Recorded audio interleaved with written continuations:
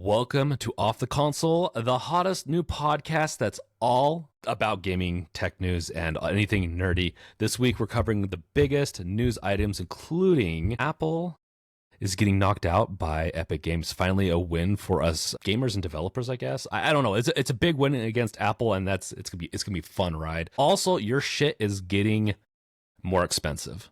Xbox is increasing their prices, but also the trifecta is fighting against the tariffs. So we're going to get into all these big topics and more in today's episode. So please welcome in High Tech Lowlife and also myself. And there is no Gardner today.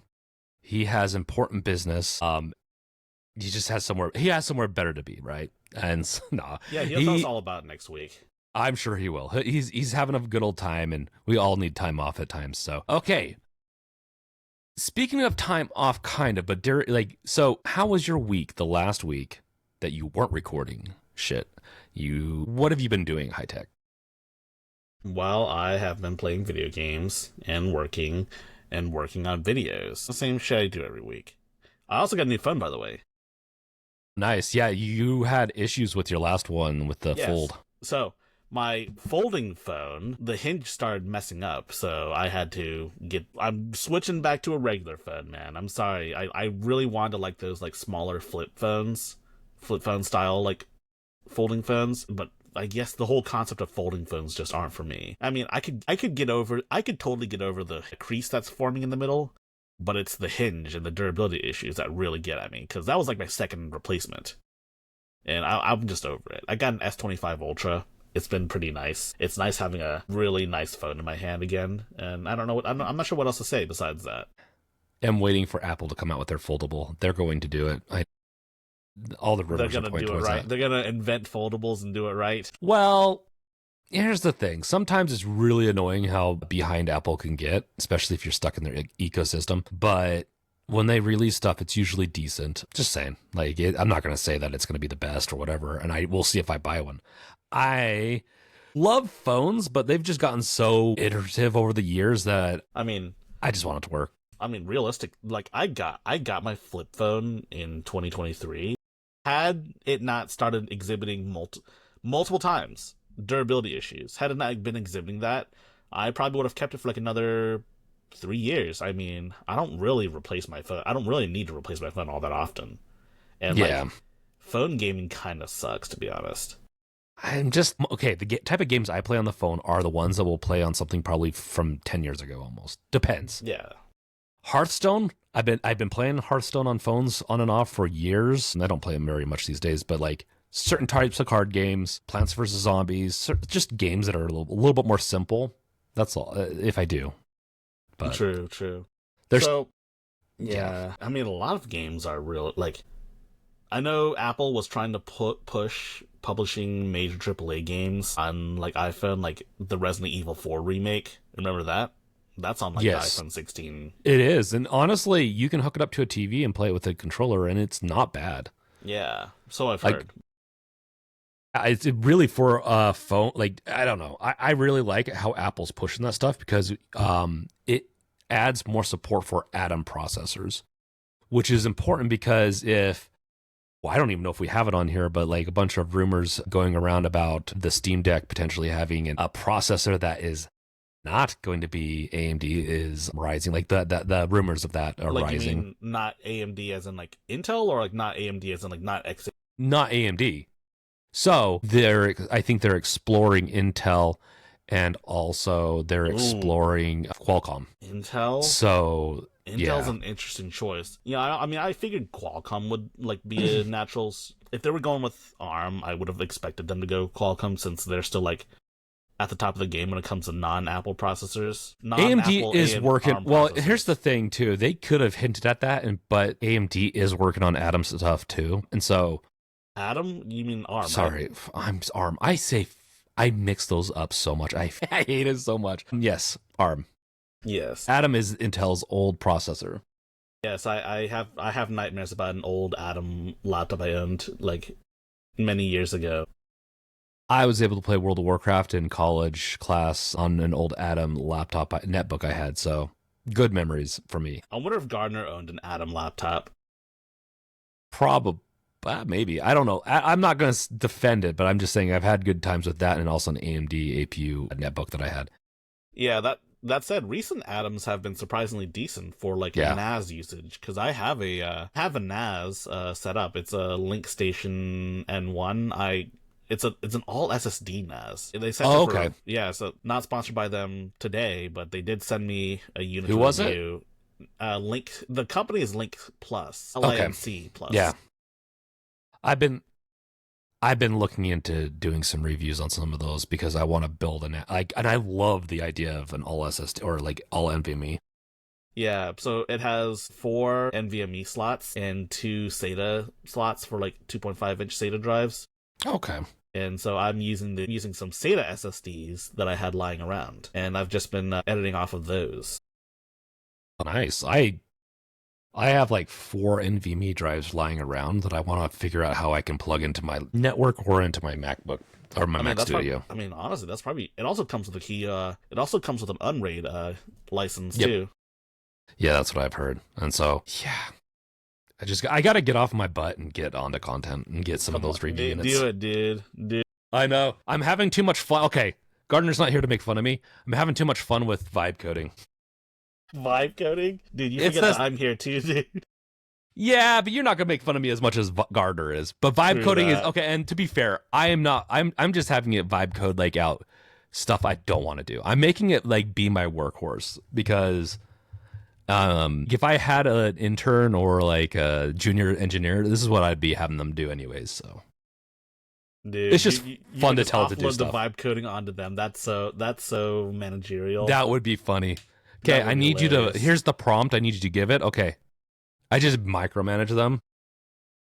Dude, transitioning from a ground level employee to management. Love to see it. Your C-suite exec material, dude. Yeah, well, yeah, and then that junior developer, like, okay, you're a senior developer because you have now the AI developer. That's your junior. That's how you get a raise. Oh man, but yeah, I mean, I don't know what to make of it. I think is overblown. I think some people give it too much shit, like vibe coding. I think other people blow up too much about it. I only say it because a little bit mockingly because it's funny to say like vibe coding. Yeah. Unless you're a developer or really want to dig into things, because you're still gonna have to learn a bunch of shit. Yeah, you have to debug yourself, dude. You can't trust an AI to debug your code. If you're really, really precise with your prompts, and that's where it all comes down to, are you good at being detailed and creating a plan?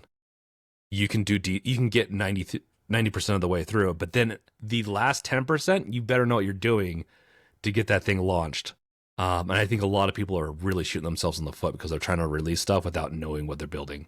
We need to release like a supercut of you mentioning vibe code in every episode of the podcast. Dude, we should do that. Make like supercuts of like us mentioning like common themes and shit. Yeah, I'm down for that. We should mention the Gardner. And we surprise him when he watches this episode.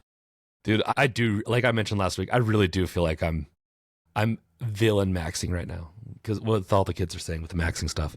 But dude, you're vibe Apple. maxing. I'm Apple now. I'm vibe coding. I'm giving into AI. You're a goddamn Apple evangelist.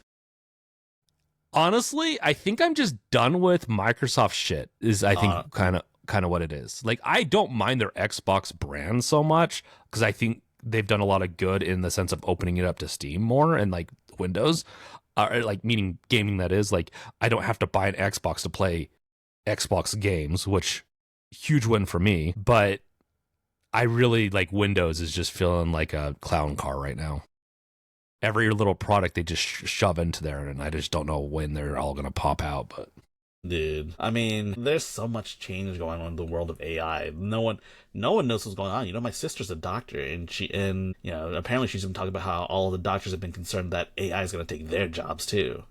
And like, doctors are like known for having financial security. Like, that's like the one thing people like think they want to be a doctor for, is to have a really high paying job that you're not going to get fired from, most likely. At least that's Tell me Yeah. what those doctors are, because I won't go to those. I want to go to ones that want to be there for the patient.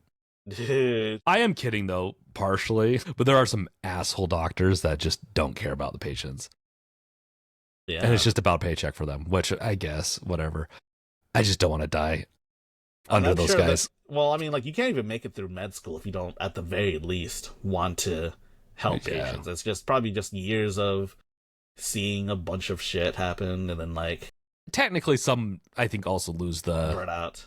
they burn out too. Yeah, that's a whole other thing. That's where AI could actually help doctors. They could help them diagnose, and then they can be the second opinion kind of thing. Like, okay, here's the diagnosis. They go through and they're like, I'm not sure about that. And be the reasonable guide. It's just like with engineers right now. Like, a lot of companies are replacing engineers, and I think that's even happening in the game world a little bit with AI, or at least reducing their count. But they're gonna have to realize, like, they're gonna have a lot of spaghetti code that they're gonna have to be cleaning up, and so there's a potential reduction of developers. But I do think it might rebound. Like, I was a little hesitant about this, but I think it might rebound back up when they have to fix a bunch of spaghetti code, because really AI should be used as a tool, at least for the next while, to help engineers, not to replace them. Yeah. And so I mean, who knows? We'll see how it shakes out. AI is still very much in development, and it's still improving day over day, and we have no idea where it's going to go next. Honestly, when I hear AI revolution, I kind of think of, like, The Matrix, where, like, we get into a massive, like, final war against the AIs, and then the AIs win, and then they, like, enslave us, turn us into batteries, or like Terminator 2. Or like where they're still in, like, a final war against, like, Skynet or whatever. it's gonna take a while before we get there. Like general artificial intelligence, or Like sentience. Like a sentience level is, I think we're a ways away. Like, that would be badass.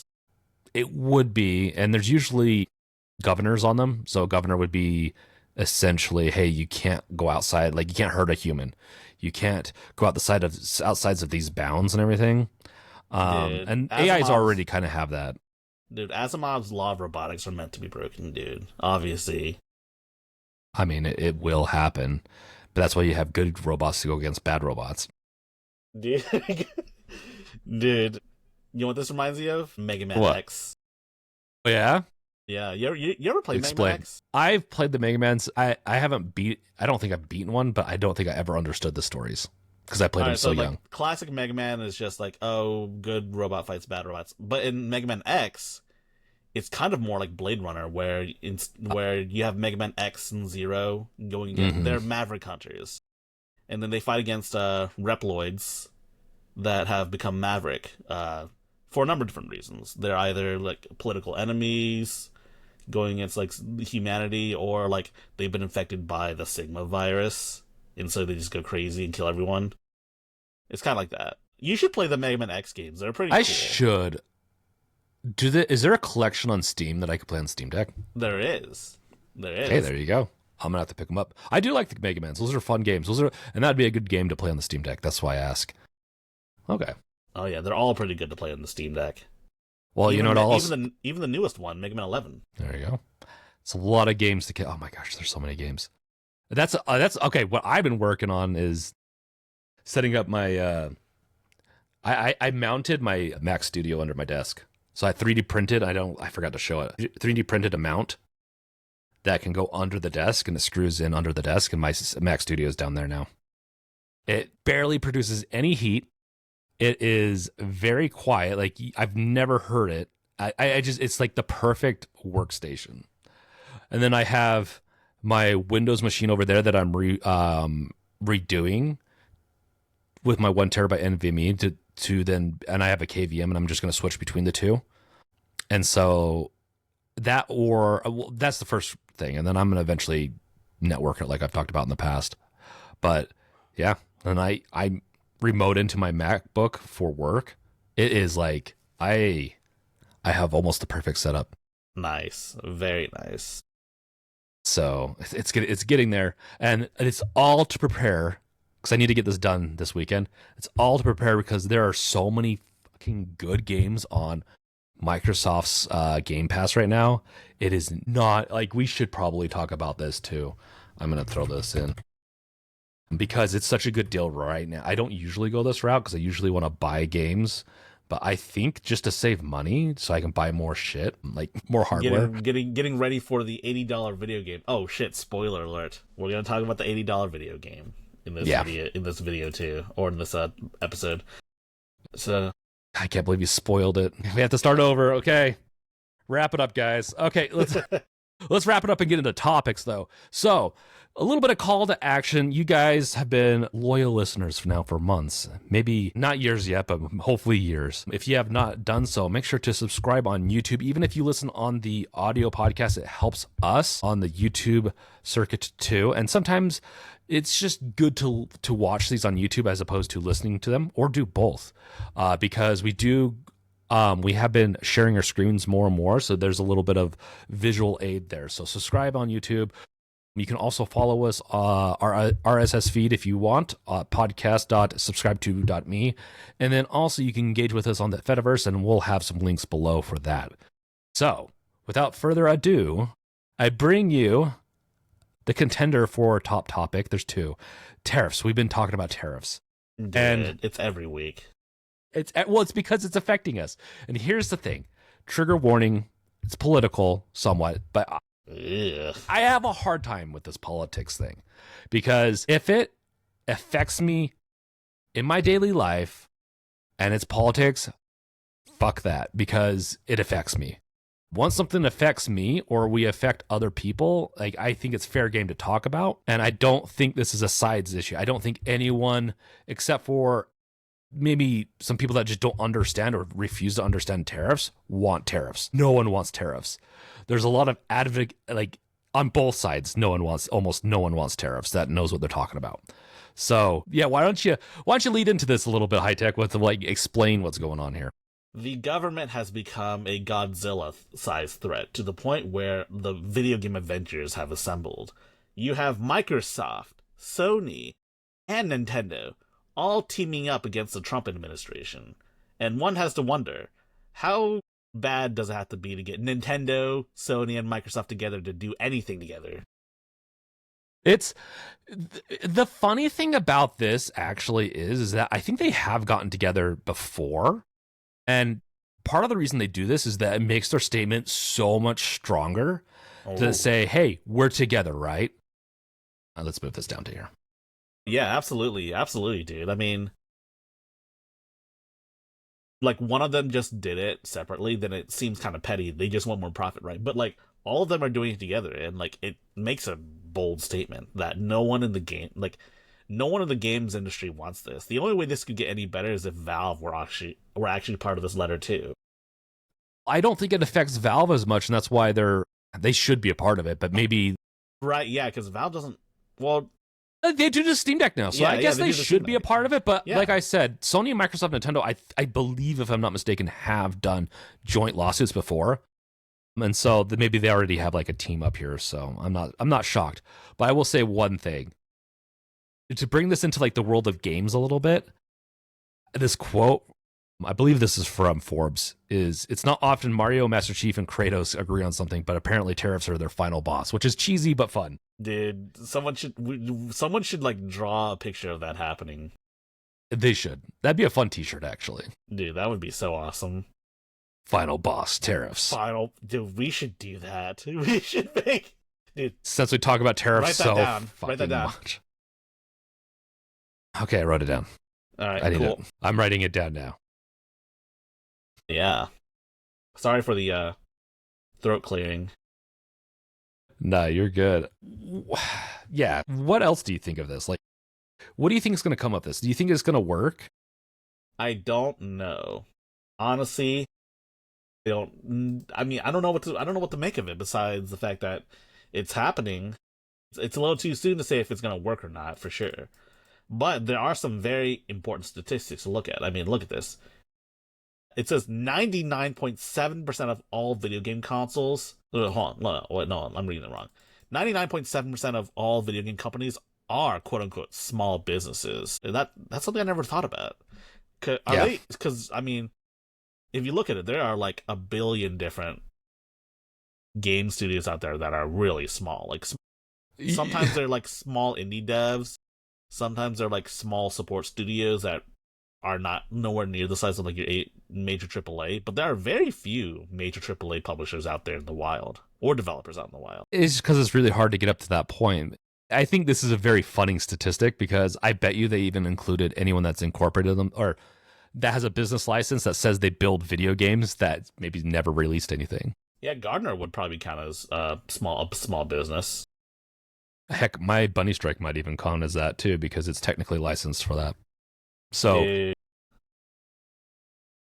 yeah, it's just kind of funny they put it this way, but I think it's to help really win the argument. And I think at the end of the day, like, no one wants their shit to be more expensive for no reason. There's another statistic down. If you scroll down a little bit, it'll tell you. In 2018, over 96% of all video game consoles were from China. They were made in China and imported, which is insane. Which is an insane amount. It makes sense though, but it's an insane amount. And imagine how bad things would. I mean, tariffs on video games. Everything is going to go up in price.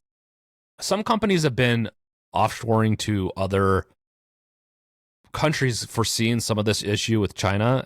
I think Nintendo, Apple, and I think maybe another company has been doing more business outside of China just to circumvent this. But well, I know Samsung moved over to Vietnam. Both all of them actually moved to Vietnam because the labor's cheaper there. You know, believe it or not, that was the original goal. But now that these tariffs are happening, Nintendo is opting to ship all of their Vietnamese Switch 2s to America, whereas everyone else gets the Chinese ones. Inferior Chinese Switch 2s.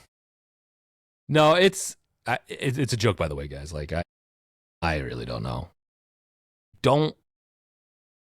Something just doesn't set right with me by doing this whole exploiting another country to get cheaper labor. Usually lends to poor environmental and workers' rights just being decimated. But honestly, that's kind of how we get all of the, like, that's probably how we get all of this. Like, I don't want to say this is very cheap, but like, imagine how much more expensive it would be if this were manufactured in like a country with actual workers' rights, like America. So here's the thing: if it was built in America, it would be a lot more expensive. But I do think there is a little bit of a lie between profit margins with some companies. I think they lie about their profit margins and saying, "Oh, well, we have to do it this way." When look at how much money these companies, like how much are these companies worth? How much do they make off all these divisions and stuff like that? And so, I do think there's a little bit of lies within the truth and the what's recorded. So I don't know. It sucks. It sucks because at the end of the day, I don't necessarily think we need to manufacture our own game consoles. It's not like it's a necessity. I think we should have our own stuff for manufacturing necessities here. But beyond that, it is what it is. What really qualifies as a necessity here, though, that you wouldn't be able to you wouldn't already be able to manufacture here? Like, so manufacturing or production of like food, housing, anything that like drugs that are life-saving, medical, like the coronavirus or the coronavirus pandemic and stuff like that, kind of showcase some of the things that were more vital. That type of stuff I think is more important. But at the end of the day, like, these tariffs just don't have a meaning behind them because they cannot. It's not like with the game. Like, let's bring this back into the game industry. It's not like they can ramp up a facility to start making Xboxes here anytime soon. It is going to take them a year at the least, and that's if they're cutting corners to get like a facility up and developing Xboxes here. I've seen estimates point more towards it potentially being like 5 years before they're up and running. That's because, well, I'm saying if they cut corners, that's, I am being a little bombastic here, but we have silicon. We have ways to make stuff. It's just we don't have very good silicon production. So if we imported some of the items and assembled them here, we could do it in a year or two. But that's the problem, though. Like, tariffs are going on now. You don't do tariffs like this. Like, you just don't do it like this. Like, it doesn't help anything for where we're at now. So if there was a purpose, maybe like a VAT tax, I could agree with that. Like, oh, we're going to be funding health and healthcare and some other stuff, like where it's a value added tax. Sure, whatever. These are just regressive taxes, and the poor middle class pay for them. And I really, if you're in that realm, you're getting a tax. I don't understand how people don't understand that this is just a tax. And that is not a very big political statement. I don't think most people want their taxes to be raised. I certainly don't. I like purposeful taxes, and this is not a purposeful tax. So I will, yeah. So on kind of unrelated to video games, but Temu has actually stopped taking shipments from China, and that's like their entire business model. Like Temu is gonna die in a year if this keeps going on. Which, I mean, some people really don't like Temu, and I mean, I'm not super big on Temu myself. I did a video once because Temu wanted me to showcase them, so I didn't. So my video was pretty honest though. I got a few electronic knickknacks, but mostly a bunch of random stuff. And let me tell you, I wouldn't buy. Like I even said in my video, like, you get what you pay for, and it's really cheap. Well, I mean, what more can you say, right? Anyways, there's a few things that you can get from Temu that's okay, and then everything else, like, it's just a cheaper version of Walmart, and Walmart already is a dystopian hellhole for me sometimes when I go there, where I'm just like, this is gonna fall apart in like a month. Like, I wouldn't buy anything video game related from Temu unless it was like a carrying case. It's hard to mess that up. I wouldn't buy anything electronic, basically. I will even say like Temu and AliExpress or whatever it is. There was a Shein as well, Shein, Sheen or whatever. I don't know. It's like a clothing store or something. It sounds Sheen, and it's like super cheap clothing or something. Yeah. It is super cheap clothing. You know, my sister was talking about it too. Same sister. Okay. All I gotta say is every time I've bought something for super cheap, I've got what I paid for, which was not good. Typically, there is usually like a ceiling to this, but you get what you paid for. And you're like, and I'm gonna, like, people might not like the D brand kill switch, but I really like the kill switch, and I've bought it twice, and I've also gotten 2 kill switches for free for reviewing. But I liked it so much that I've bought them too. Shit, D brand. That's what I should do with this phone. I should get a D brand skin on that. You should. You should. Can you still get the Linus big face skin? Dude, that, you know what I'm talking about, right? God, no, His enlarged face. I'm not getting the Linus big face skin. No offense to Linus, but no. Fine. You'll just stick with your underwear that you got a couple of months ago. I get it. I think there's underwear of it too, but it might be a prank more than anything. It's definitely a prank. D brand and Linus have a kiss slap slap relationship. Man, kiss, fight, love hate relationship. Well, you want to know?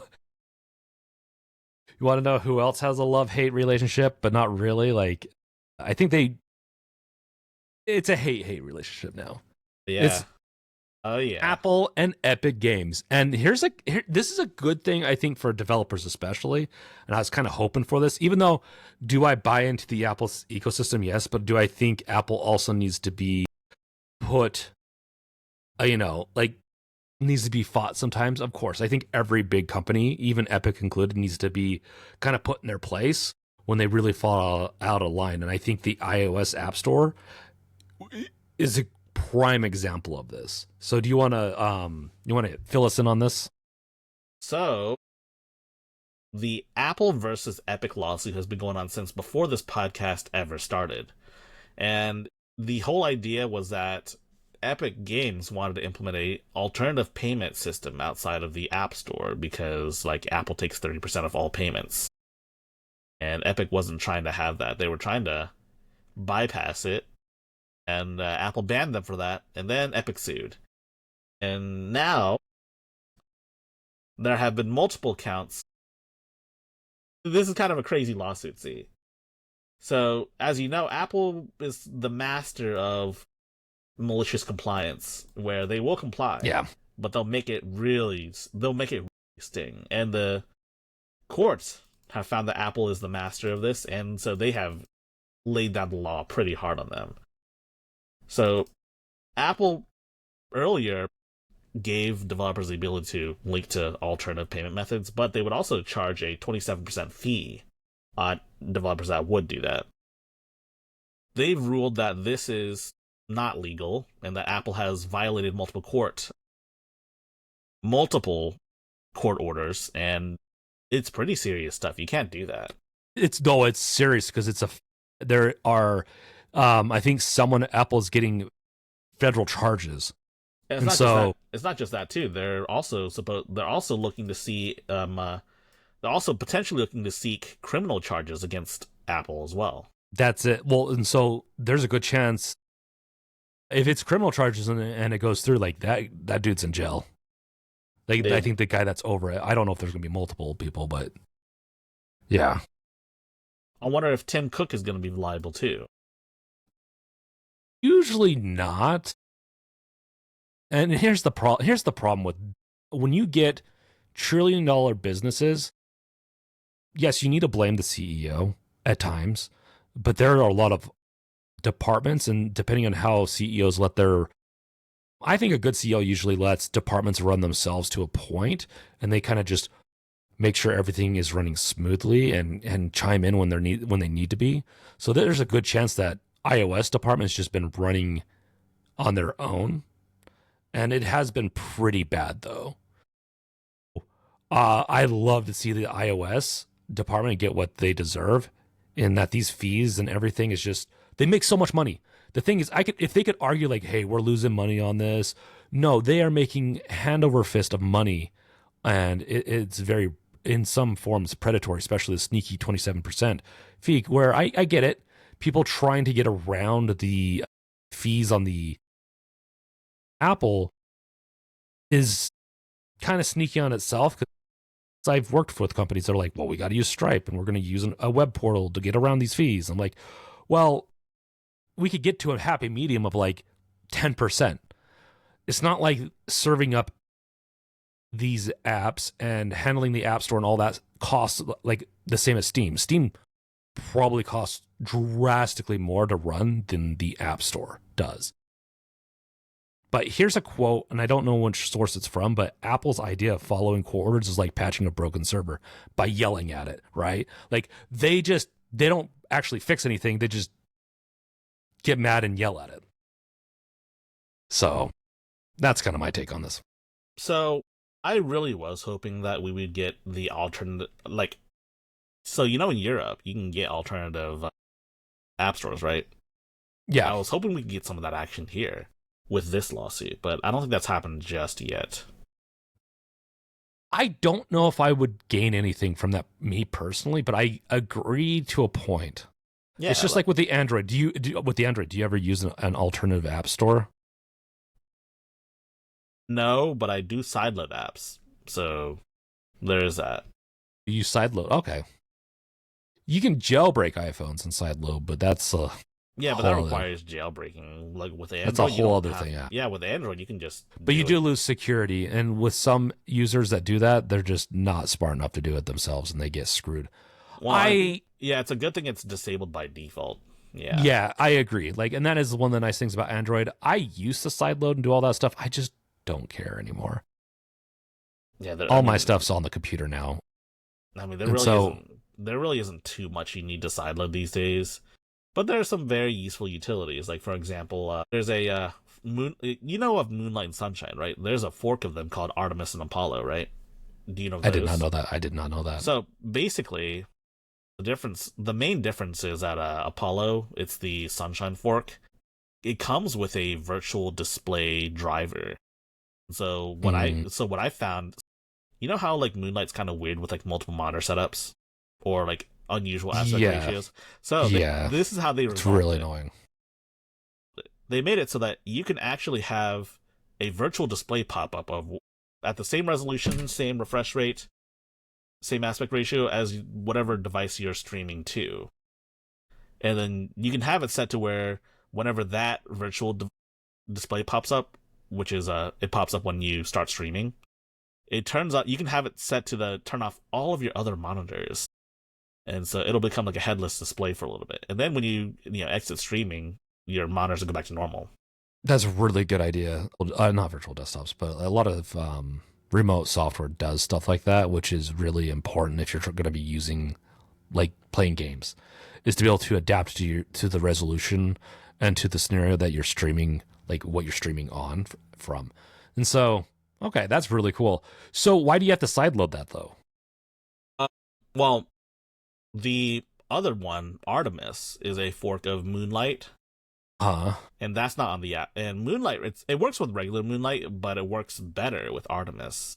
And that is not on the Play Store just yet. So you do have to sideload that.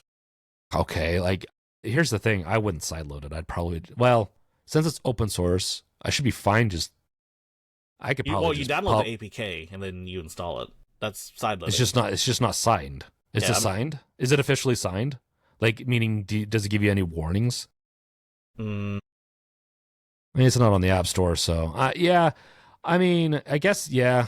I mean, because you can have a signed APK. Can you even have a non-signed APK? We don't need to get into this. It's been a while since I've done. It does work with regular APKs. Moonlight, though, if you're concerned, and that is on the Play Store.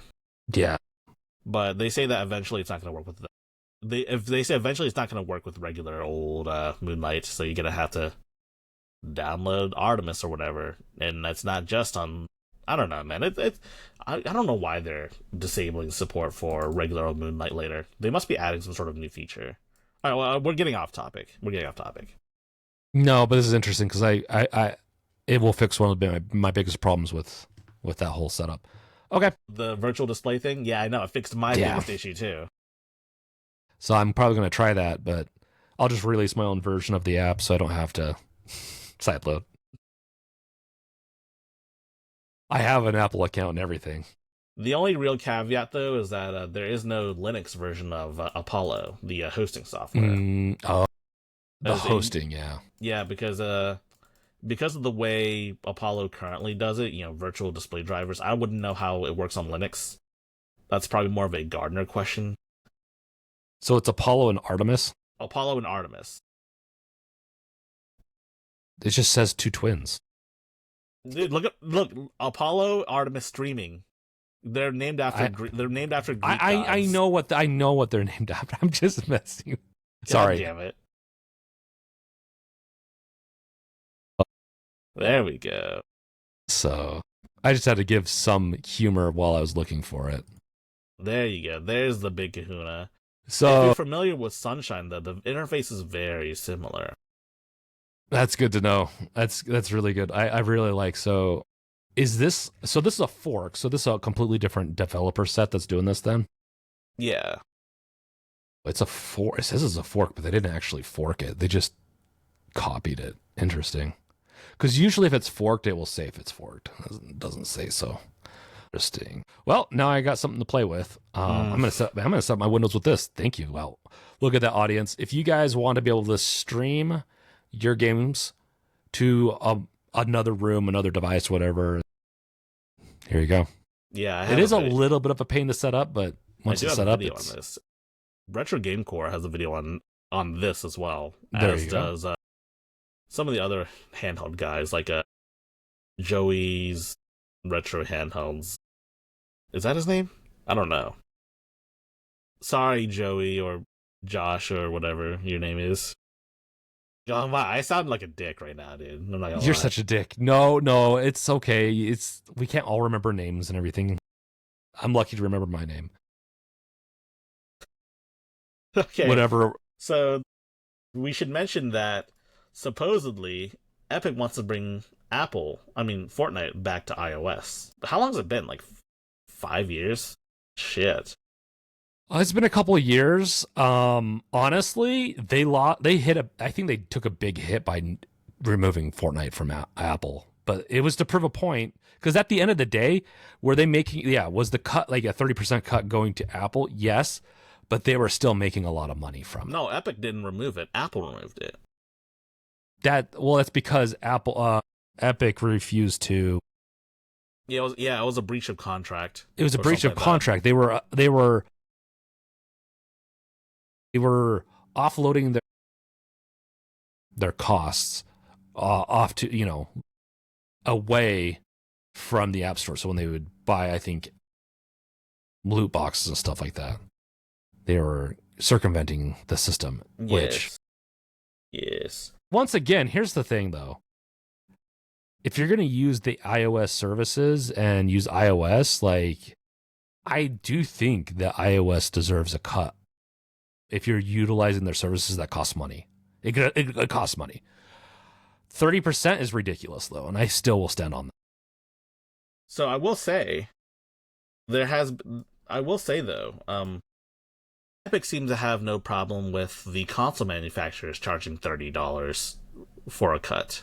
30% for a cut. Sorry, 30%, yes. Do they charge 30%? I think they have some agreements with the consoles, though, unless I'm mistaken. I haven't heard of any agreements that Epic has. Oh, I think all big companies have like contracts with console makers to. That's probably what they're mad about with Apple, is that I think usually how this goes down, people don't realize, but once you get big enough and you're working with like business to business, like when you're working with other big businesses, you usually enter into a contract that is beneficial for both sides. Yeah. Usually. And I guess, I mean, I know Netflix has a contract with Apple, but I guess Fortnite wasn't relevant enough. Is Fortnite still super relevant? I don't know. I don't have the data numbers. It is, but I think it's probably plateaued. I wouldn't be shocked. I just don't know what else has been taking it over. Like Roblox is getting big, but I think it's plateaued. I think a lot of these services are kind of plateauing because there's just a lot of I think there's a niche for everyone, and so people are just kind of getting into their niches now. I mean, COVID time's over now. Video games have to compete with people just going outside now. Well, people got to get back to work. No, but you're right. The COVID times are over. People need to start getting back to going out, and it's a good balance. Like at the end of the day, these companies need to realize, like companies period need to realize, if you have a flat year, that's fucking fine. Like, especially if you're making how much Fortnite's making, you're still making so much money, it's ridiculous. And like pocketing it. It's not going back to developers or anything. Is Epic publicly traded? No. Yeah, so I don't think they have to worry about that. I mean, no, and I don't think does actually help. I don't think Tencent is super concerned either. No, and that's the thing. The thing I like about Epic is that they aren't publicly traded, just like Valve is not publicly traded. They have a little bit more leeway of not having to be uber profitable every year, but they still do have stakeholders and owners of the company that they still have to report to. So, yeah, Tencent and whatnot. So this is a good thing. I think at the end of the day, this is a good thing. I think Apple needs to kind of be put in its place, especially for playing dirty how it has been with this.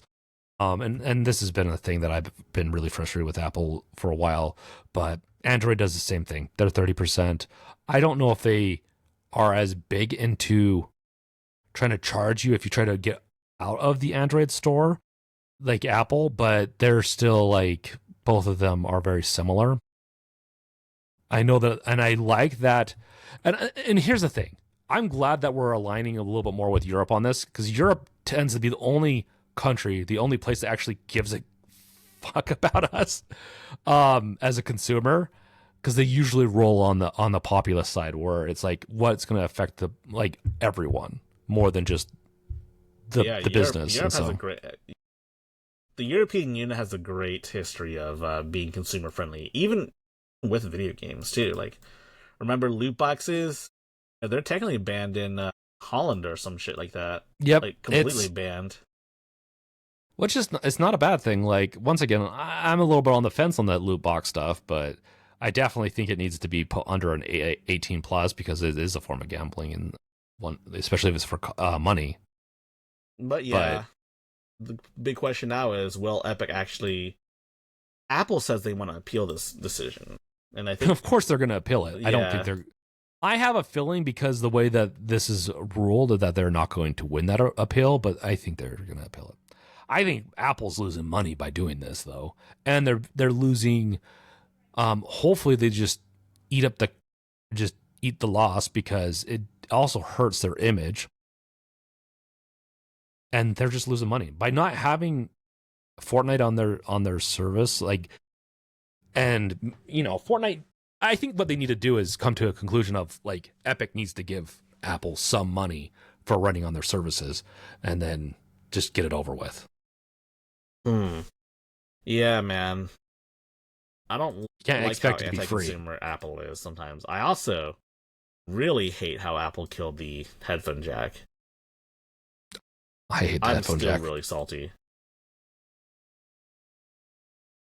I'm looking at my phone right now, my S25 Ultra. There is a slot for the S Pen, but there is no fucking headphone jack in here, and it's thick enough to accommodate one. So here's the thing with that: the headphone jack is more susceptible to being like for water damage, so it's much easier if you get rid of any of the ports to make it waterproof, which in turn makes the phone more durable, which then in turn makes less people angry at these device makers, then they don't get a bad rap. I think that's kind of the realm of it a little bit. The pen slot, from my understanding, the pen slot doesn't need to be open in any way. I think it uses wireless charging in there. And so once it's inserted, or at least it uses just like a little single pin that's really easy to waterproof. I think headphone jack could, I don't know. I'm pretty sure headphone jacks can be waterproofed. They can. They have been in the past. I just think it's harder, and they can't get a higher rating with them. I think Apple also wants to get rid of USB-C jacks, but I am not in favor of that unless they have a really good solution that's alternative. What is the solution to that though? They'd be killing off, like MagSafe. Oh god. Oh, they wouldn't kill off MagSafe. MagSafe is awesome. I love it. Oh god, imagine if they did it and then everyone else followed suit. That would that would it's be the future, man. It will probably end up going that way eventually, so I'd be prepared. What's the benefit of I don't fully understand. I don't fully understand the headphone jack thing, because you can get a little bit better quality, but if Bluetooth and everything keeps on getting better, why do I want a fail point of a cord? I know we're getting into like debates and stuff like that. I want everyone to have the option to have a headphone jack, but at the same time, I don't know. It's the principle of it. It's the option of having one. Like it's the yeah. I have a lot of really nice. I have a decent amount of really nice headphones that I can't use on my phone because I don't have fucking headphone jacks. You can get a Bluetooth adapter. Yeah, I could get a Bluetooth headphone jack. I certainly do have a few Bluetooth headphones, but you can get a Bluetooth adapter so you could use those nice ones. It still diminishes the quality. Worst of both worlds. What? I mean, it certainly is a real possibility. Yeah, but at that point, I may as well just get a nice set of Bluetooth earbuds or headphones. I agree with that. That's what I've been rocking forever. I'm not an audiophile either, though. I just need my music to sound good enough, and that's it. I've been on Bluetooth for 20 years. I get it. For audio. I really do get it. Bluetooth is the future, or at least it can be the future. It's the past now. But I have some really nice IEMs I want to use on my phone, and I can't even do it because my phone doesn't have a headphone jack. Well, some company, why don't you buy an Android phone that has a headphone jack? Like what? I think a couple of them do, don't they? But what really nice phone has it that isn't a budget phone?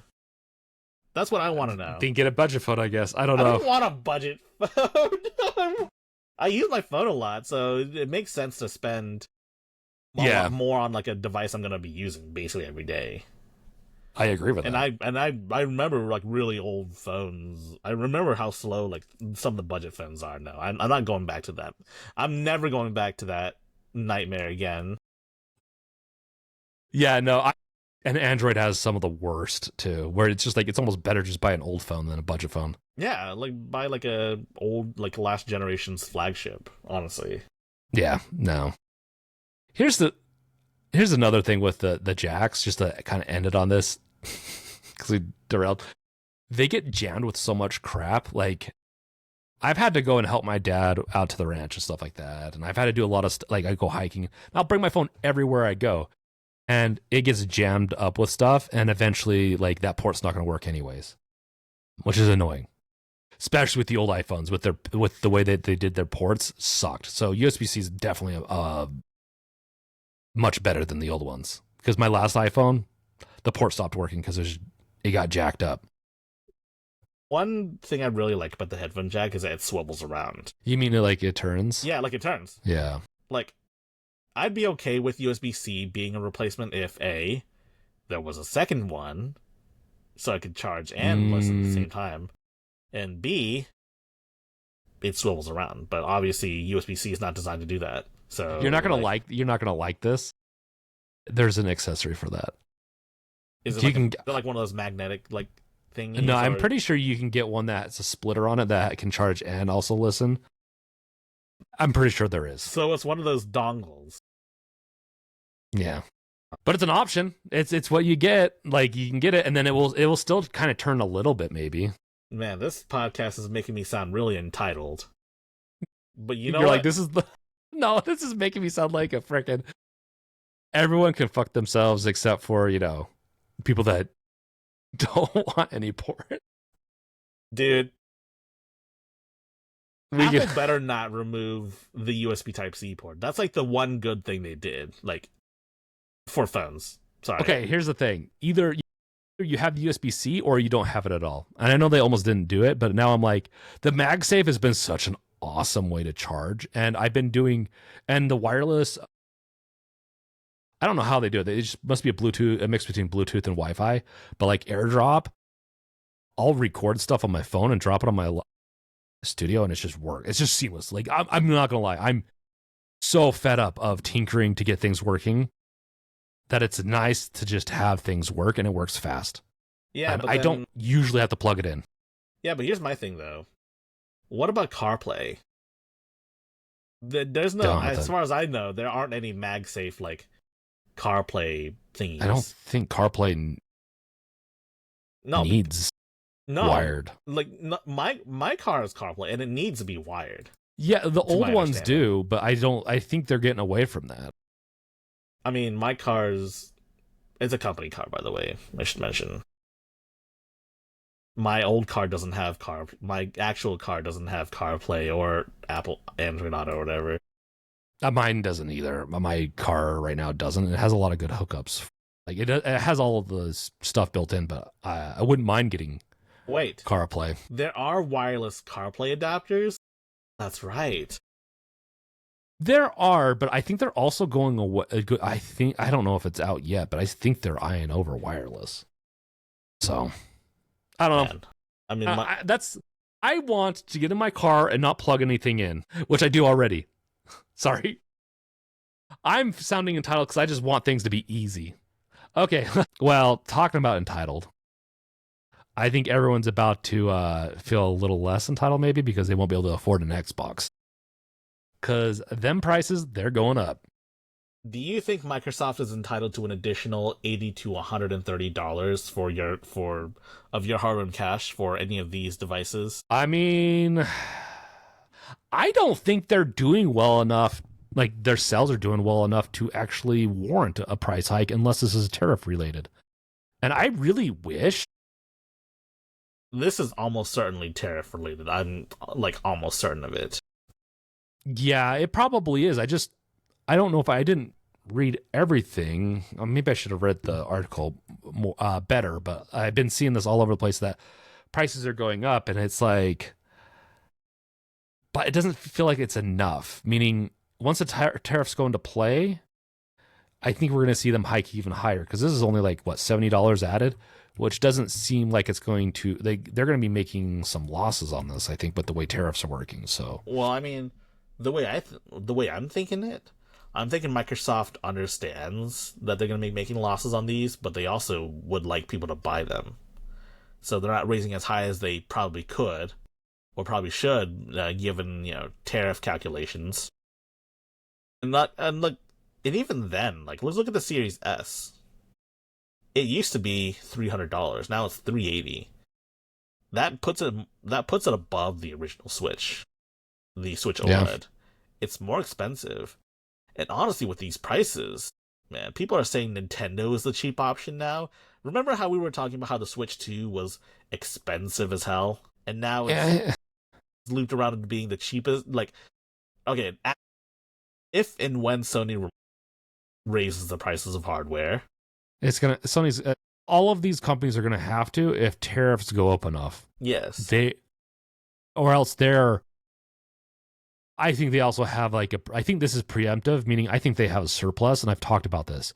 You probably won't see all these consoles go up in price until officially, unless they're doing preemptive to make some money on it, to maybe hopefully help pad in after they run out of surplus to then import some more. But they'll eventually all have to up their prices once the surplus is over. Yeah, and let's look at the most expensive Xbox. Look, so the normal Xbox Series X went up $100, so to $600, and then the 2 terabyte Galaxy Special Edition version went up $130. That's more expensive than a PlayStation 5 Pro, and it's definitely not worth it at that price, especially when you can buy a PS5 Pro for that much. And I'm not even a fan of the PS5 Pro. Here's the thing: these are meant for they're not really meant for us. They're Xbox X Galaxy Special Edition and also the PlayStation 5 Pro are meant for fanboys that want the best, even if it's just a little bit more. And a few $100 for people that, if this is what you're doing every day, like you're an Xbox gamer, it's not a big deal for them. I mean, it still is annoying in the sense of it is a big deal, but it's not a big. If this is their main device, it's it is what it is. And it is what it is. It's funny. It is what it is. It's funny that my brother's Xbox went up in value. He's actually one of the few people that owns an Xbox Series X. That is really funny, actually. In all this, I think used devices are going to go up, and oh my gosh, it's only going to be for a little bit. So some people, I could see them trying to buy up used stuff now for cheap and then selling it later. They don't expect these price hikes to last forever. But then again, well, honestly though, there hasn't been a good reason to buy Xboxes in a long time. I mean, every Xbox game is coming to PC nowadays, except for some of the old ones, like Halo 5, surprisingly enough, is not on PC. Every other Halo but Halo 5 is on PC. I mean, technically Halo 5 has a Forge mode that you can do in custom lobbies you can do, but the full Halo 5 experience, the campaign and stuff, which I probably wouldn't play anyways, is not on PC.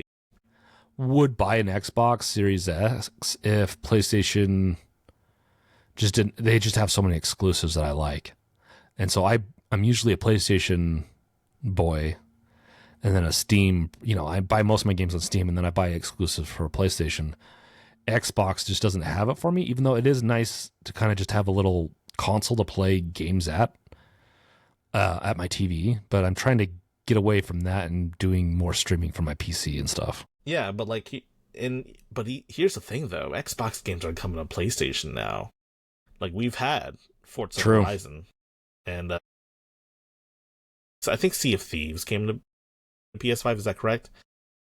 They haven't seen Halo. I think yet. so. They haven't seen Halo just yet. But I'm certain at this rate, Halo's going to come to PlayStation. That's something you would have never seen 20 years ago. Remember how Sony was trying to fund all of these Halo killers because Halo was the killer app of that decade? Yeah, it's so interesting. Yeah. I don't know if I would have predicted exactly how Xbox turned out. They're going the way of Sega, and honestly, that's not a bad thing. Let's look at Sega. They're making boatloads of cash, and they're making great games too. Heck, they even have some decent movies. Yeah, most of them are Sonic movies.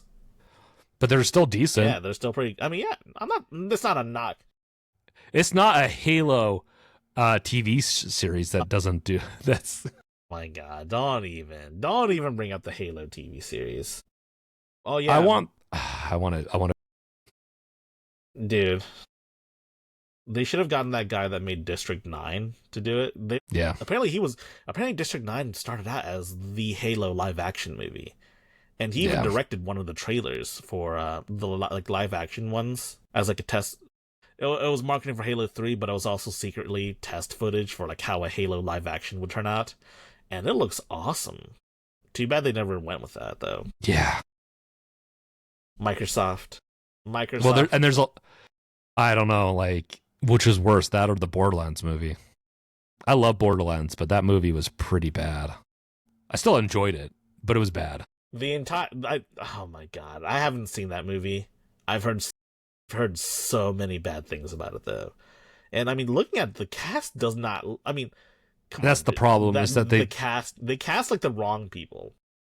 They should have gotten more people that are just either really good for those types of roles, or just people that weren't so like, because they almost got it based on just name recognition, and it's just like, okay.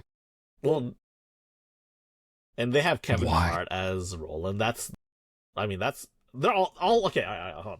You have to pull up the casting because I can't remember. Like, I think Kate Blanchett is like. I don't think she's a great actress, by the way, but I think it's a terrible casting situation. Oh, speaking of live action movies, you know they're making a split fiction live action movie. Interesting. Yeah, they confirmed it when they said that Sydney Sweeney wants to be part of it. What the whole point? Okay, that's interesting. But apparently Sydney Sweeney wants to be in the live action Gundam movie too. Okay, that's interesting. Yeah, I mean, I don't know what to make of Sydney Sweeney though. I don't think I've ever watched any of the stuff she's in, except for Madam Web. And Madam Web was pretty bad. Yeah. Mostly due to Dakota Jackson, though. No, actually, no. The whole movie was bad because everything about it was bad. No offense to the actors and actors. Rotten Tomatoes, 10%. 10%? That's really bad. Here's the thing. I enjoyed the movie, but I also expected it to be bad. So when I watched it, I was like, okay, like this is bad, but I still had fun. I don't know if I'll ever watch it again.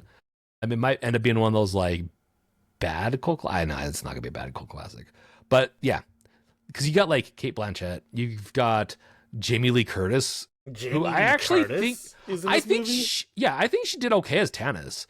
It's just, it felt really weird to have her be in that type of position. I thought she did pretty decent though, but it's just, it doesn't feel like people really match their roles. Like, you're right, Kevin Hart as Roland just didn't make sense. Yeah. I mean, they don't. Man, what the hell? If you want a good bad video game movie, all-time classic bad movie, you should watch Street Fighter the movie. Street Fighter the movie. It's like the one from the 90s. The one from the 90s. Yeah, like, I think Guile was played by Jean-Claude Van Damme. It was the most baffling casting decision because Guile is this very American character. He's like the embodiment of like the American for the most part, and he's played by this. Yeah. Like, what is Jean-Claude Van Damme? Because I don't know where he's from. I don't know either. I don't know. That's something I always ask my wife about because she's the movie expert. I don't remember that type of stuff. But yeah, to kind of bring this all back into the Xbox prices, I want to know. I'm going to ask people: do you think this is going to affect if you're going to? I bet you everyone that's listening for the most part is like bought an Xbox that wants one, or if they don't want one, they're probably not going to get one. So I don't know if this is going to affect anyone here, but do know that if you're planning on buying like another handheld, if you're planning on buying a PlayStation, this is a precursor to all those other things going up most likely. Like if they don't raise their prices and they run out, like that's if they don't raise their prices, that means they haven't run out of their surplus. Because how an import tax works, or how a tax works, is that on import, when it comes from the other country to yours, you pay at that port. Where if you have a surplus, that means you've already had stuff brought in before the import tax, or the import tariff, that is, and you didn't need to pay that because you already have it. It's a surplus. It's in your warehouses, and like let's say in America. So I think that's going to be really important, because I think people are going to think that this is like the tariff stuff's a lie when they don't see some stuff go up in price, but it's going to be surplus. And it could be that some of these companies really had a big surplus, but I'm wondering if Xbox is either capitalize on this now and just raising prices, and maybe they'll keep them, like it'll be like another pandemic raise, right? Where that was with our groceries and everything, and they didn't go back down, even though they should have. Are we going to see a big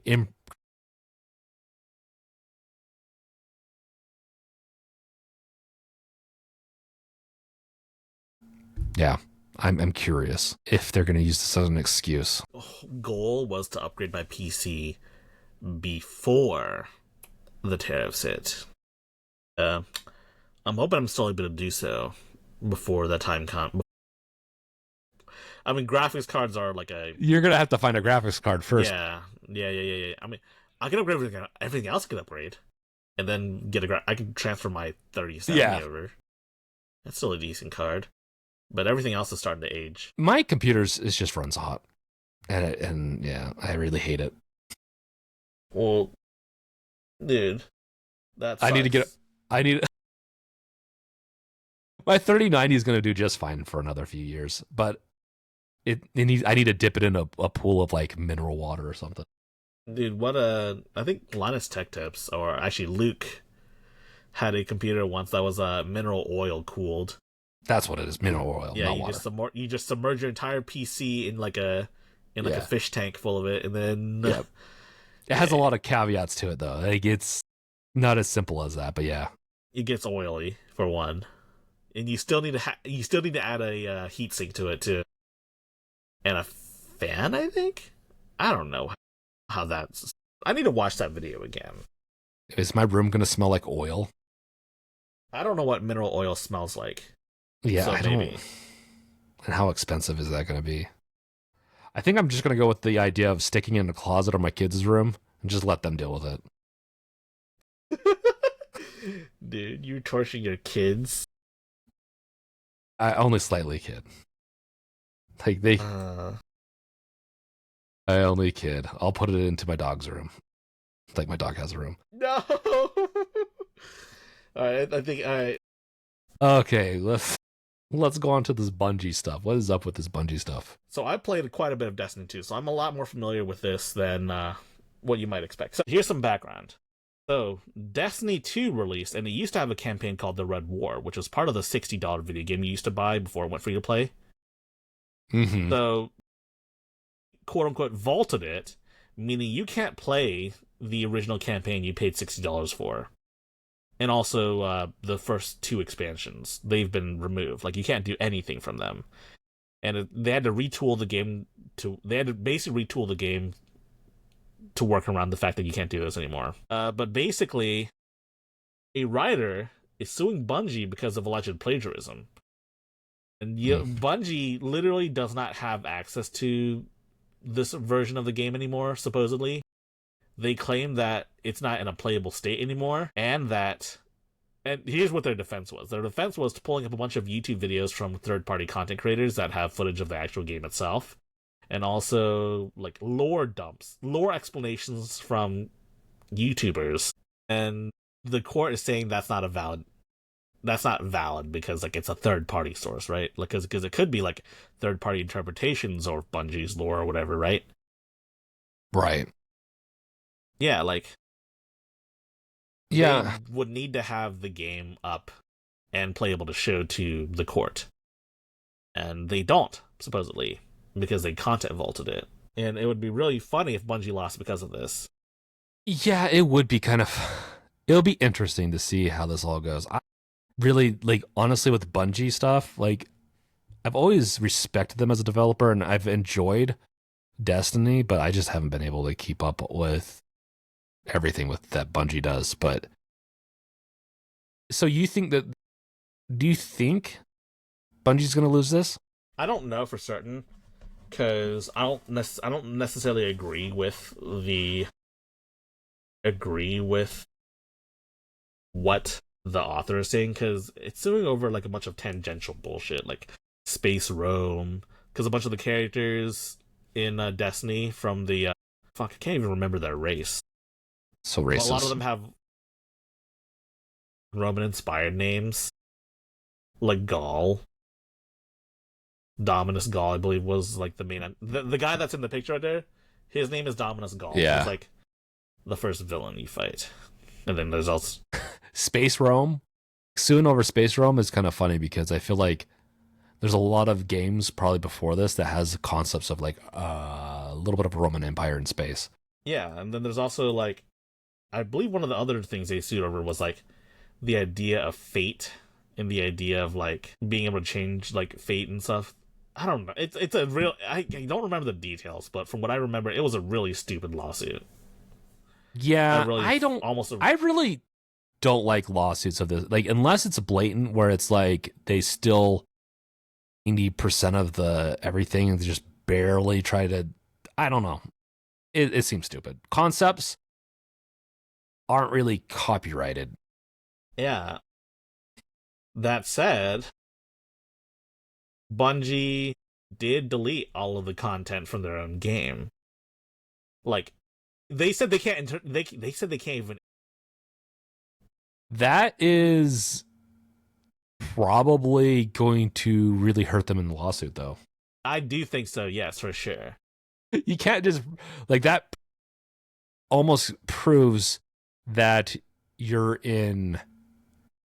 at fault if they do that. Yeah, it makes it sound like you're trying to delete the evidence. Yeah. It's admitting fault where you have to be careful with that. You could, yeah, they don't know. Removed it long before the lawsuit even occurred. Like it's been a couple of years at this point. I haven't played Destiny since I played like the last expansion. They released the final shape. I really liked it, but I was just done with it because the story was over for me, dude. The Light and Dark saga concluded. It was a good ending, in my opinion. Yeah. We win. We beat the Witness. We saved humanity. Spoilers. You spoiled it. No, hey, at least there's an ending. I have a lot of games that I like that have not ended yet, and so unless you have something else to say, The problem, though, is that the game technically hasn't ended because guess what? They're making an expansion. They're expanding the story. It's a new saga now. Yeah, I mean, what story ever technically ends? But yeah, but you have an ending to, like, with Mass Effect 1, 2, and 3. There's an ending to that arc, so there's just new arcs, right? Yes. So humanity continues to fight on. That'll be interesting to see how that all goes, but I kind of wish they would go through and remaster both Destiny 1 and 2 into a more condensed down campaign before they did all that. Because I wouldn't mind playing through it. It's just, it feels very, like it takes a very long time to get through it. That is very expensive too. I don't play through all the story content. Yeah. So if they want to do a remastered version that's maybe a little bit more condensed, I might actually go and then release it for. That would be pretty sick. PC. Then I might play it. But yeah, talking about like stories that at least the arc ended, Titanfall, we're not going to be seeing anymore. I don't think we're going to see a Titanfall 3. Maybe, but I don't think so. So EA cancels new Titanfall, lays off hundreds, and I think this is actually, I think we knew that this was coming, or maybe they did. This is another layoff, but anywhere from 300 to 400 positions have been eliminated with an estimated. Let me switch over to the proper thing. Sorry. The articles. Okay. With an estimated 100 or so being in respawn, also worth mentioning is that this Titanfall project would have been an extraction shooter in the universe. Unknown if this meant to be Titanfall 3 or not. An extraction shooter really is not. That would actually be kind of a cool concept in the Titanfall universe. An extraction shooter is essentially you do a bunch of different objectives and then you have to extract out. And oftentimes you're fighting against other players in the process while you're also fighting NPCs and stuff. If you haven't played Titanfall 2, right? High Tech? I have the multiplayer. Oh, you have. Okay. Oh, okay. The multiplayer, that's it? Dude, the single player is so good for Titanfall 2, and you really should play the Titan. Like, the multiplayer is really good too, but the single player is just so fun because you essentially have your robotic friend that you get and it's very different than any other type of mech game I've played. And I think that's what's, I've played other mech games. I've played a lot of mech games growing up, but like a lot of the newer ones are great. After playing Titanfall, they fall short because I want to jump out and do like some shooting with my person and jump back in and then play some more with my Titan. I really wish they would expand on this world more in that realm. I think that they're losing out on a really, really good amount of profit by not expanding into this area. But I don't know. What do you think on this? Dude, I don't know how I feel about extraction shooter because like a lot of the extraction shooters are really focused on infantry based like gear and stuff. I couldn't imagine how you would be able to fit like mech parts or mech blueprints or I guess mech scrap all in your backpack. Realistically speaking, I mean I don't know how they would have done it, or it might have been like kind of like Apex where there are no mechs and it's just in the Titanfall universe. And that's the problem. I played Apex, and it's like it's not quite the same without the mechs. Like it's still fun, but I couldn't play it for very long because I wanted Titanfall 3. Made me sad. And yes, as stated before, we don't know if this was Titanfall 3 or if this was just a spin-off game. I highly doubt an extraction shooter like this would have been Titanfall 3, but it could have been like a Titanfall or an Apex like spin-off. Because I know they wanted to do more in that universe, but honestly, like EA cancels the new Titanfall and lays off hundreds. They could still regroup and make a Titanfall 3 just to see. I guess it just doesn't give a lot of hope. Maybe they're gonna lay people off and then rehire for the new Titanfall project. I don't know, but like it doesn't give me a lot of hope. The internet talks a lot about how great Titanfall 2's campaign is. I'm surprised no indie has tried to make Titanfall, but at home. I agree with that, because the thing is, it is a really, really good meta, like, or really good play style. Jumping in and out outside of a mech, and just, it really worked really well. I really liked it. Fighting alongside your mech, too. I do remember seeing that often. It's awesome. You have your mech fight in one area, you get off, and then you can go around and then fight something else, and your AI's talking to you like you're freaking. The multiplayer is very much the same way. You can leave your mech and it like fights, though your it's AI not as good. Yeah, it's not as good as like if you were in there. Obviously, if like your AI mech were to go against a player that was inside their mech, they would lose like 9 out of 10 times. True, but what you do is you can get out and then you can sneak around and potentially use like an anti-Titan like missile or like there's ways to potentially use it as a strategy, but I think people don't typically board them and like destroy their sabotage their Titans. Yep. And so it brought a lot of really fun strategy to first-person shooters that I really liked, and so I really want them to bring it back. I don't think Titanfall 2's multiplayer has been quite the same for a while, so. No, it hasn't been the same. A lot of people, I believe, moved to the North Star client because the like actual Titanfall 2 was infested with It became infested with hackers, like most multiplayer games do. Yeah. If you don't have any fun, like any real funds going into preventing that, then they just kind of die. But what I will say is some enterprising indie developer should just make Titanfall the campaign. I agree. Just make their own version of Titanfall. Do it, just, indie devs. Do it. And there could be already, I don't know, but I bet you it's mechanically going to be a little difficult, but yeah, do it and make it a subscription because those are going up, right? Quite the opposite, really. Which way are they? They're plateauing. Like all good services over time, you can't expect anything to be like good and last forever. Well, yeah, there's only so many people in the world at a time. You can't have there's only like what is it, 6 billion people in the world right now. What happens if you what are you gonna make them? Are you gonna make people sub twice? You gonna make people sub Yes. multiple times? Is that how you're gonna exponentially grow? Well, and here's another thing. Costs of living has gone up drastically over the past few years, and so on top of that, like they should be lucky that it's flat and not just like nosediving because I'm sorry if I have to decide if I'm going to be eating for a week, for like a few days to a week, or a subscription service. I mean, I think it's pretty easy to decide on which one I'm going to be choosing. Yeah, you're gonna choose a subscription service because you're not a true gamer if you don't give up food and water and shelter and clothing. Nah, I can never give up my Doritos and my Code Red. Yeah, subscriptions are not doing so hot. There was a small 12% boost thanks to the new COD launching in Game Pass, but Yeah, no real growth otherwise. And the analysts are starting to give up hope. They're giving up hope on these subscriptions. I think here's the thing.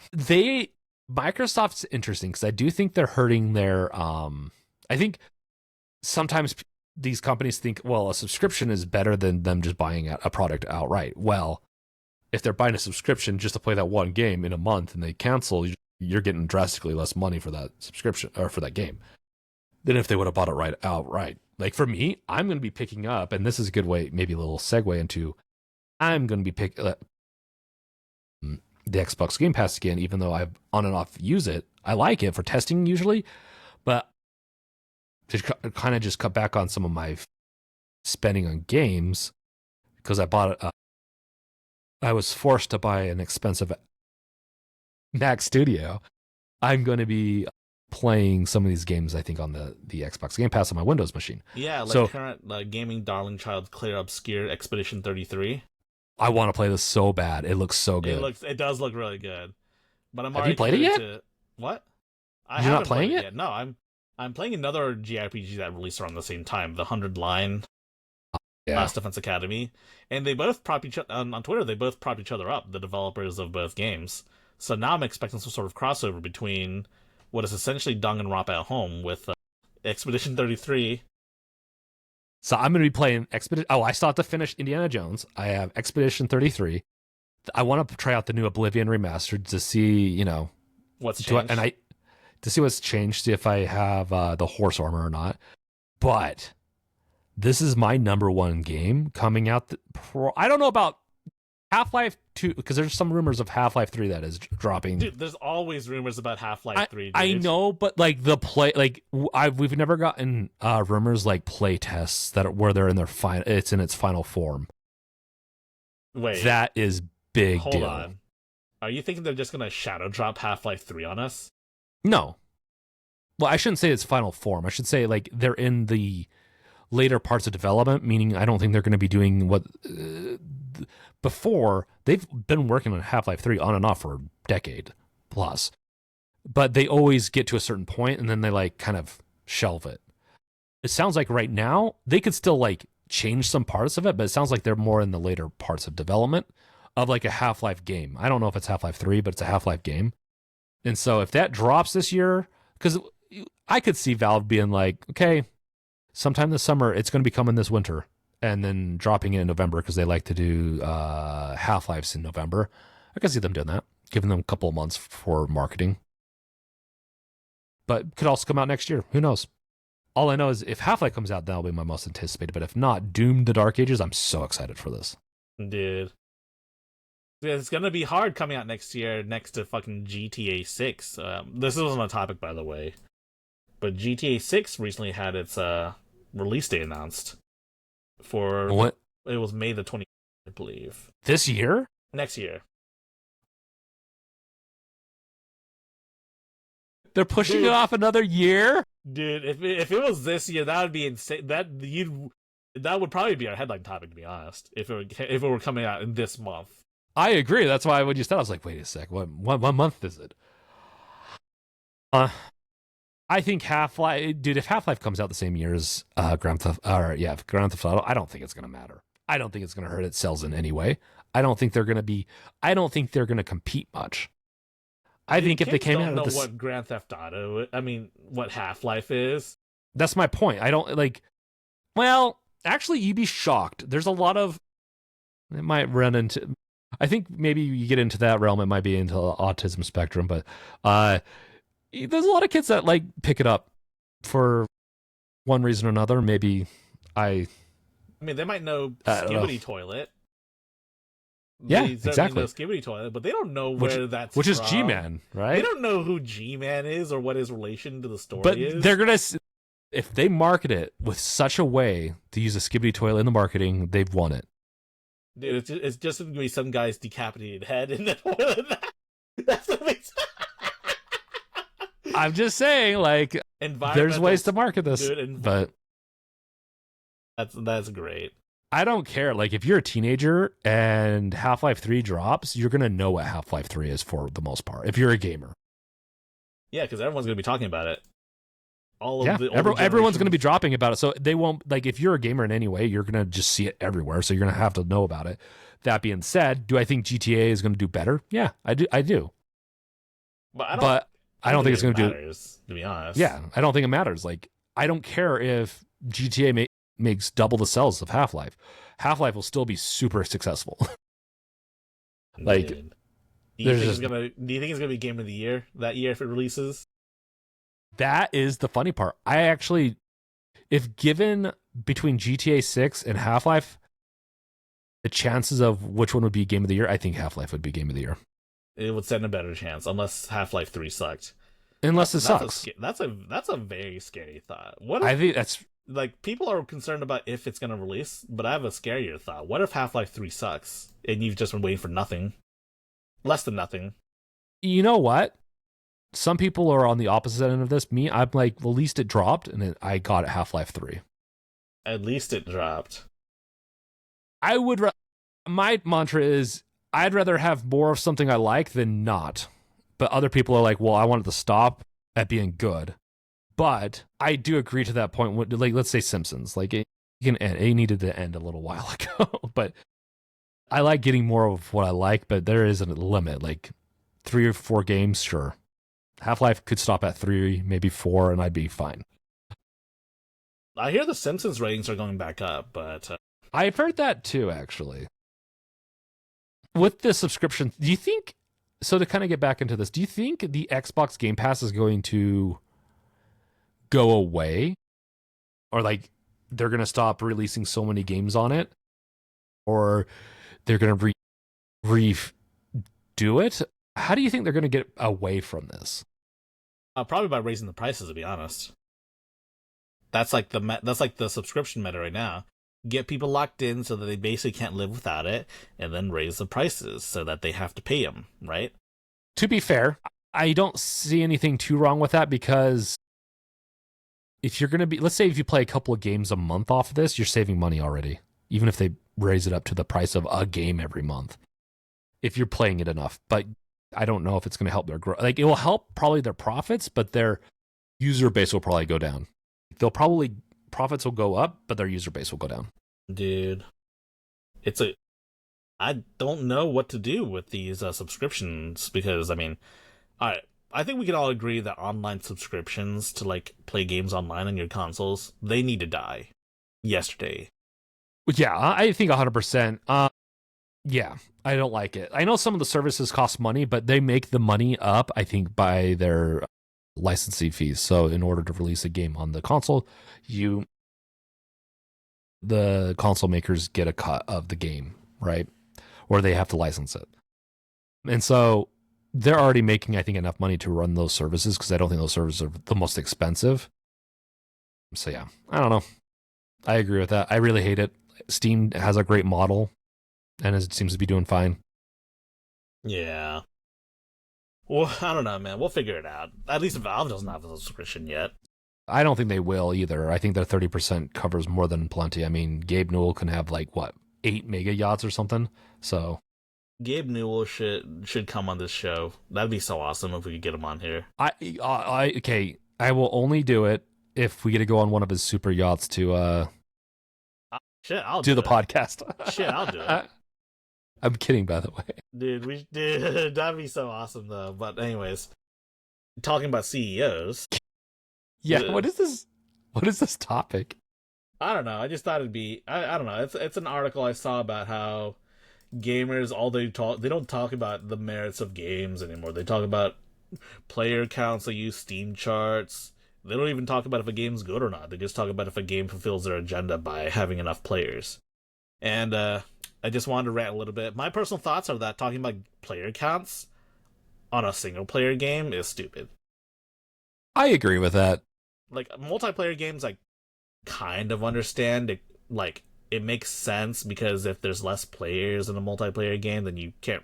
At some point, you're gonna be running into the same people over and over again, and it's not gonna be a very good experience. Fighting games are kind of different though, because they're always gonna be niche, because people are afraid of playing fighting games for some reason. I don't think it's that bad. Just like okay.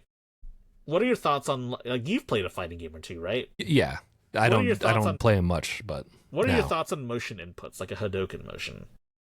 You know how to do one, right? Years ago, I don't remember. But like, you don't think like a lot of players are afraid because they don't know how to do special moves, and like I don't think it's that. I don't think it's that serious, dude. A lot of what makes fighting games great is not necessarily how mechanically complex your execution is or combos and whatnot. It's about the interplay between you and the other player, like fighting. Because even if you were playing the same character, they can be played different ways depending on who you are. That's just kind of the way it is. Okay. Yeah. No, I get that. I haven't played fighting games a whole lot against other people. I mean, my wife got really big into a few, and I would beat her, and then eventually she got good enough to beat me, so. Damn. If you want to play fighting games, there are some great... You can, like, look up on Facebook your local fighting game, like, locals, and go over there and play against, like, people in your area. I think that's the way to do it, and that might be why player counts aren't, like, reflective maybe as much, because... with a fighting game, I'd much rather play with someone face to face. Yeah, it's a lot better that way. And like, as good as fighting game netcode has gotten, it still doesn't hold a candle just playing in person. Yeah, and I think that's my difference. Is like if I'm teaming, let's say League of Legends, I'd rather have people on my team that I know. So I like to play with people I know, but I don't need to be in the same room. But with a fighting game, if I'm fighting with or against, like if you're doing a team-based one or if you're just fighting one-on-one, like I still would rather be in the same room. For sure.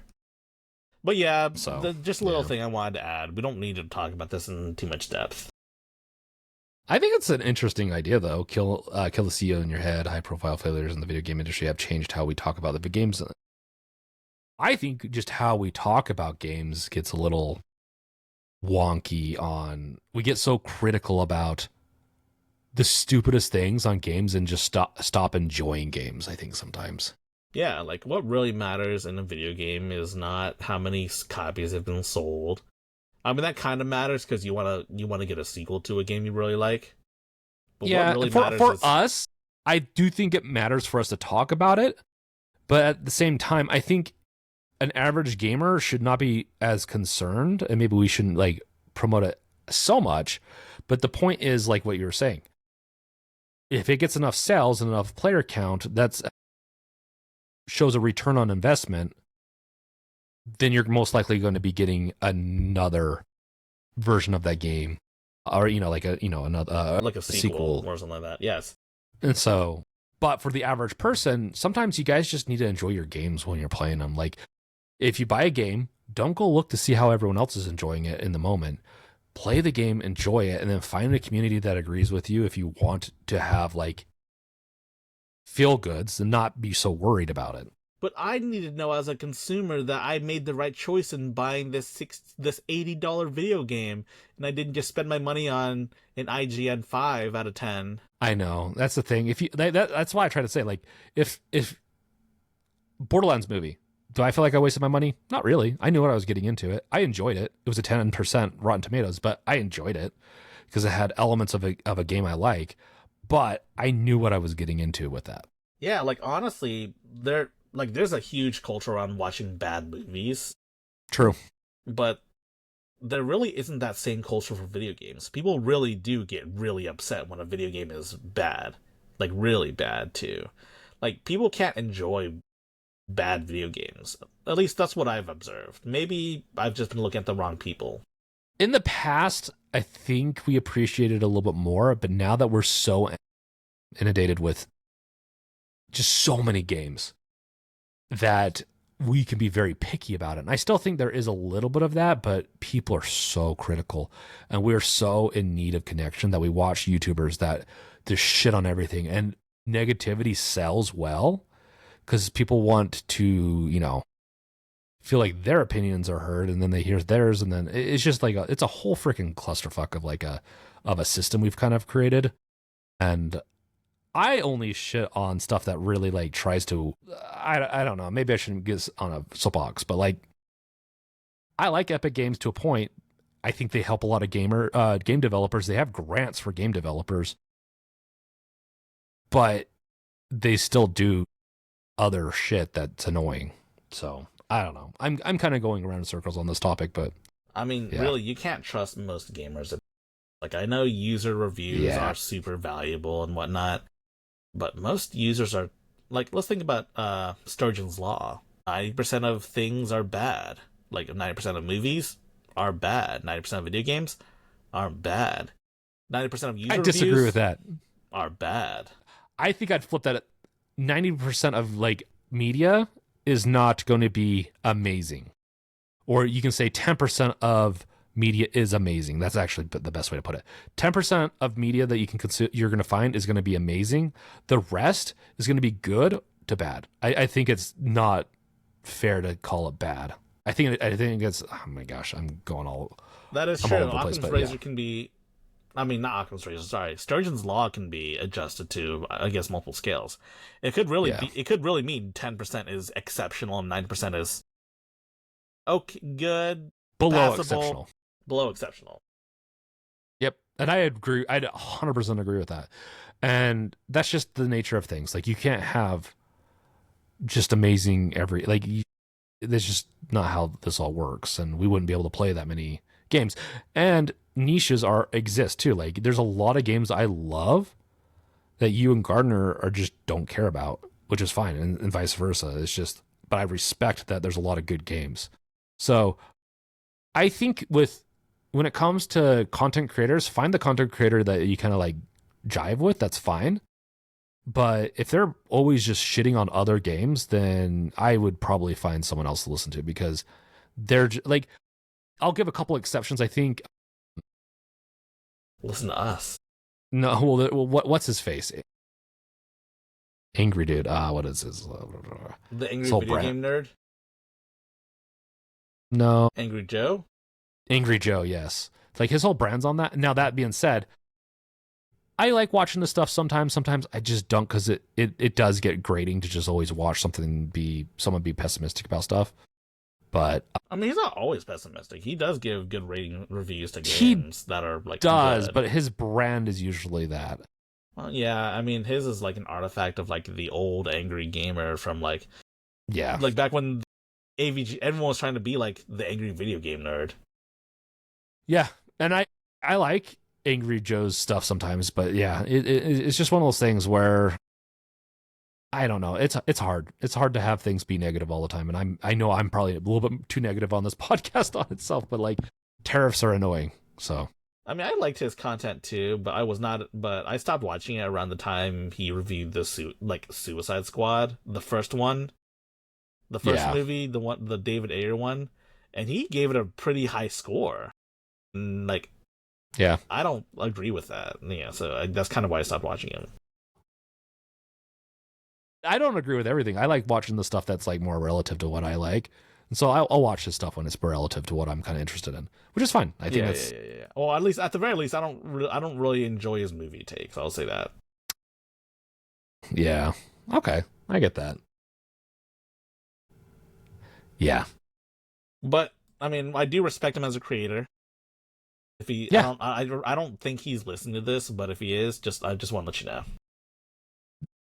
yeah. No, I don't think anything poor of him. There is a point where I just don't watch him as much because of just certain topics he covers that I'm just not as interested in. So Yeah, speaking of poor, it is what guess who's gonna be poor after this? Us. 8-bit 8-bit because they don't have any. No, they don't ship anything. They're not. No, 8-bit is like honestly one of my favorite controller manufacturers. I agree with this. I've come to really like their stuff. Like I have that keyboard that you know. Well, you have their keyboard? Yeah. Oh, dude, that looks pretty sick. I love this keyboard. It's a little dirty. I need to clean it up. I don't have their keyboard. Do you have their mouse? No. I have a Logitech mouse that I really like. It's time to throw that Logitech mouse away and get the 8-bit Dove mouse, the one that looks like an NES like mouse. That one, no, F that. Like, no way. Dude, you have it looks so it's so Yes, but yeah, I mean, it's pretty clear why they're not shipping things from China to the US, right? Just to give a little bit of context. Well, they have an Xbox looking one now that looks a lot less uncomfy. It looks like an old school Microsoft laser optical laser mouse that they came out with like 15, 18 years ago. It's like an ambidextrous mouse too. They don't look comfortable. Dude, your hands are a small sacrifice for greatness. I guess I could do the these ones, but the ones that actually look like a mouse and not like that one. Yeah. Or you can use a Switch 2 Joy-Con as a mouse. That'd be funny. Switch 2. God. Okay, that would be horrible. The gaming controller and company 8BitDo is suspending shipments from its Chinese warehouse to United States-based customers per a notice on its website. The temporary pause on shipments to the U.S. is due to the Trump administration's new 145% tariffs on imports from China. That, I don't know how Xbox and all these companies, like Xbox is just raising their prices just by how much they are. And I think it is they have a surplus, like I mentioned. And then after that, I think we're going to see a huge increase in Xboxes. If you want to buy Xboxes, buy it now, probably. If you want to buy 8BitDo controllers, probably buy it now as well. I mean, I don't know what more to say about this than this sucks. No one wants this. And I'm sure 8BitDo is far from the only controller manufacturer, like third-party Chinese controller manufacturer that's going to stop shipments to the US. Like, I'm sure Gully Kit is one other company that does that. And Gamester does too. And actually, they made one of my favorite controllers, the Gamester Tarantula Pro. I got it for review. Look it up. It's really cool. What is it? It's called the Gamester Tarantula Pro. I don't know. Gamester? Gamester. Like SIR. Tarantula Pro. For the audio listeners, we're typing this in and looking up on the. I'm typing this in, and I'm not gonna try. We're gonna look at all the stuff they do, and we're gonna find it. Hey, that's actually kind of cool stuff. Yeah, so they do make a lot of mobile controllers, yes, but game plates and everything. So the control I'm talking about is a TMR base controller. So instead of Hall effects, they have TMRs, which are supposed to be... What's a TMR? It's also it's a different style of like magnetic determination, and it's supposed to be more power resistant. It's supposed to be more power efficient compared to Hall effects. Right there, Tarantula Pro. Which one? Up. The one that's $70, $69.99. Right there. It's the bit. It's the fourth. I'm sorry. It's the fourth one. It's the fourth one you can fully see. This one? Yes. I'm seeing. Oh my gosh! I'm sorry. I'm all over the place on today. Okay. So what's cool about this one is that it can actually switch, the buttons can actually switch like their legends depending on if you're on Switch mode or Xbox mode. So like the ABXYs automatically switch around. I mean, to be honest, I don't really have an issue with that because I know a lot of other people tend to have issues with that for some reason. That's really cool. That's so weird. It also just feels nice. It also just really feels really nice in the hand. And the buttons feel nice too. $70. I mean, that's like the same price as a regular controller. So yeah, and you can get a version that comes with a charging base as well. I happen to have that version. They sent it to me for review for $79. Yeah, for the price of a Nintendo game. The price of an Xbox game too, no doubt. Yeah, that's true. Ugh. But yeah, I'm willing to bet all of these companies are going to be feeling the pinch. They're either going to stop shipping because it's just not going to be worth it because they don't want, they feel like they might not even sell, and they'll probably, there's a good chance that they're going to try to maybe do some deals in other countries, like maybe they'll lower it like by $10 just to get some good sells, and they'll clear out their inventory in other countries. So we'll see what happens. We're going to feel the pinch, I think, for a few months until we'll see. I still say, like, I don't trust that Trump is not going to just give in. I think he's going to give in eventually. I think he's going to be super stubborn, but I think once there's going to be like just a myriad of shelves, having like images of shelves being empty on social media, I think it's going to be downhill from there. I just don't think there's any defending that, even though he's already trying to say that, but it's Biden's fault, and it's not. It's not how that works. Thanks, Obama. Yeah, it's Obama's fault. And some people are saying that, but when you implement a tariff like this, you can't blame anyone else except for yourself. This is how tariffs work. This is every economist, even the far right economists are going to, for the most part, some of them are not because they placate, but yeah, they're going to say that this. Hey, now tariffs. You gotta watch it with the politics talk. We're gonna get some more comments. I mean, I don't think that's a very like. I think that's pretty objective in my opinion. Like, all right, I don't think it's opinion based. You can go look it up, like, to see how many economists actually don't like tariffs. So, but speaking of opinions, do you think this is an accurate assertion? I do think it is, in a way, accurate.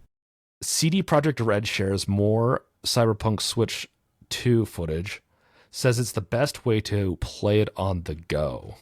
Is that the footage? Is this it right here? Yeah, I guess so. It's part interview, part like gameplay footage. So you can hear that? I cannot hear it now. Okay, good. I don't want it to be. Yeah. We can talk about it though while it's playing.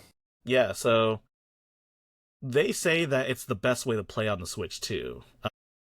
They say the Switch 2 is the best way to play Cyberpunk on the go. And yes, that includes devices like the Steam Deck, the ROG Ally X, etc., etc. And it's not that big of a surprise given that this is a fully, presumably, optimized port, right? No, it is. Like usually this type of stuff gets ported over and it's optimized. And yeah. Nintendo, Xbox, PlayStation, they usually get the full love. But they also, a lot of these companies have metrics of like standard metrics, usually, especially probably with Cyberpunk, because it was so bad on PlayStation 4. They probably, yeah, I'm sure Nintendo's like, you got to optimize this as good as possible. Yeah. But I'm curious to see how well this plays on my MacBook Pro, because they're also, I think when this comes out for the Switch, it's coming out for the Mac, and for Mac OS, that is. Mac Studio? Yeah.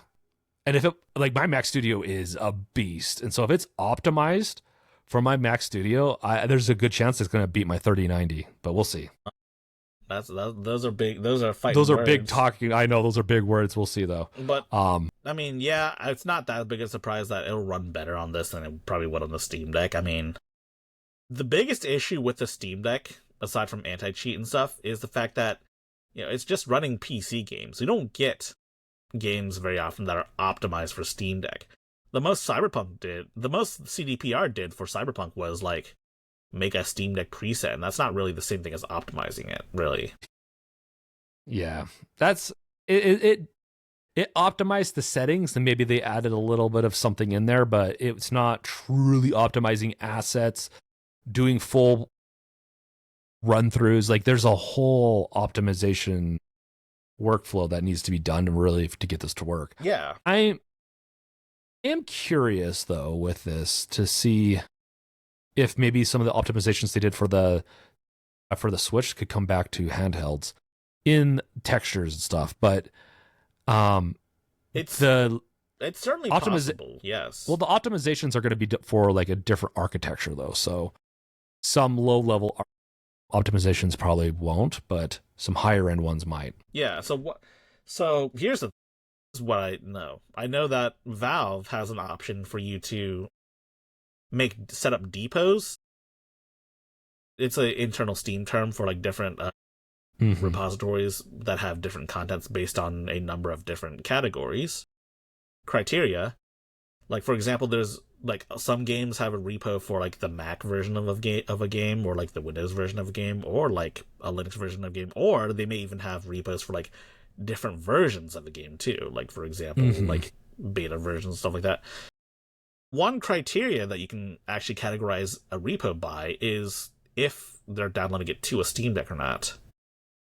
Oh, interesting. So developers have the ability to set up repos where it downloads low resolution like assets, more optimized assets. Heck, you could even make a completely optimized version of the game.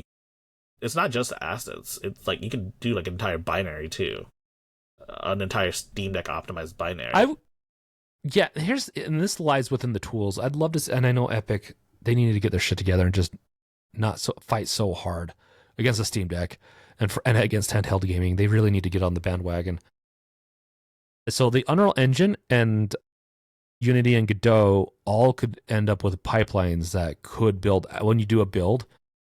And usually they have like different platforms you can build for that are optimized. I'm curious if they could add into that pipeline like a Steam Deck-esque version. That'd be cool. Or there might be some third-party tools that could also optimize assets, but I'd love to see that.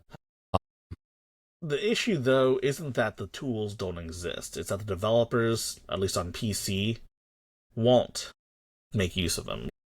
Well, the tools don't like I'm saying like very specific tooling for this could really help with this, because when you're making a game, there's so much already going into it, and there's so much stuff when you're doing builds that the easier you can make it for up and coming like Steam Deck, I think the more likely of a chance you're going to get people to port it over. And so, yeah, that's just my opinion on it, though. I could be wrong. That's true. It's hard to know what's going on through developers. A lot of indie developers are trying to optimize for the Steam Deck, I will say. So I'm not saying no developers do, thankfully. It's just the big developers aren't. Not only are they not optimizing for Steam Deck, they're not even really ensuring the fact that the games even run on Steam Deck. Like, heck, I've even seen some games that are Steam Deck verified that straight up do not run well on Steam Deck. Like, we've seen this happen multiple times with The Last of Us Part 1. I think that got patched up and is working, but Remnant 2 was one such a game as well. Yeah. There's... I just want... We've talked about this so much that I just really want to see, like, really good standards for Steam Deck. Maybe some sort of, like for handheld. You know, Panic Button Studio, like, does some of these Switch ports. What if we made, like, a Panic Button equivalent, but for Steam Deck? Steam Deck optimization services. You pay a fee, and you give us access to some of the source code. You give access to some of the source code, and then we port it over. It's not a bad idea, actually.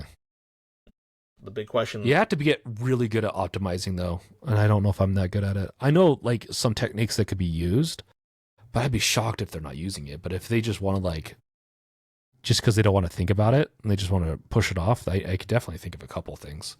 Some compression techniques and some other stuff, but yeah. Yeah, I mean, it doesn't even have to be us. It can just be anyone, any enterprise and developers that want to do it. You just I need to know, but have.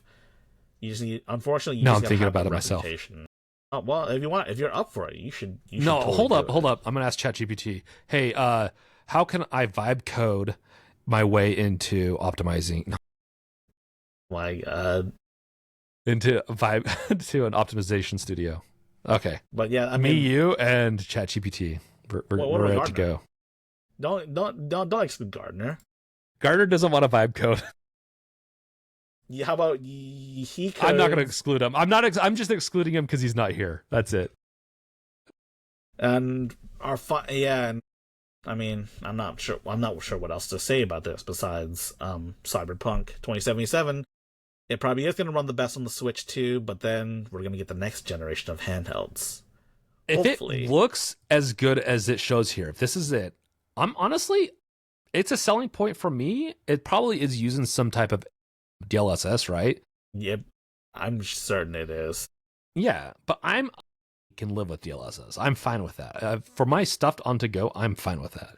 But if it looks as clear as this and it's DLSS, and this is what it looks like, I'm not going to kill myself to find a Switch 2, but I might have my eye out later on when tariffs are done and they're available. So it might take me up to who knows.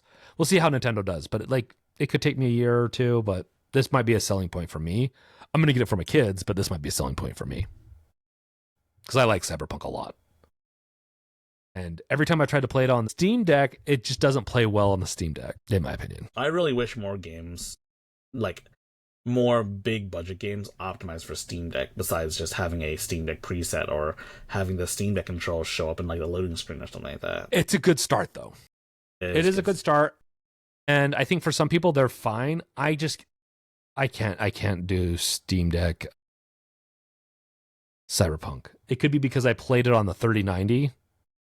And so going from a 3090 to a Steam Deck, I was just used to having 60 frames plus almost maxed out. So, yeah, man. And I think, Proton. This is our last topic. Yeah. Proton 10.0-1 beta. What's up with this? Well, it's the newest version of Proton. It jumped up an entire number.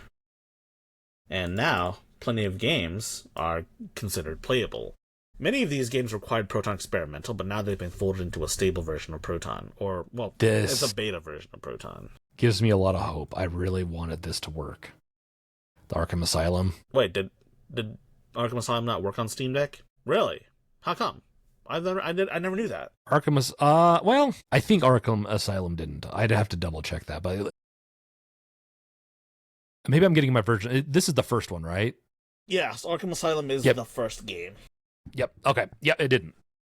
Even in experimental, like up until recently, it didn't work. And I think experimental has been more of a recent thing because therefore a little bit, it kind of worked with a workaround and then it stopped. But I like Arkham. I like this game a lot and it's a good Steam Deck game if you can get it to work. But it would run into some dependency issues with Windows. And so, yeah, it didn't work very well up until now. Like it needed codecs from Windows or something like that? Is that what's going on? It was some weird arbitrary probably Windows Live service or whatever, Windows Live, it was probably some stupid dependency thing. I can't remember.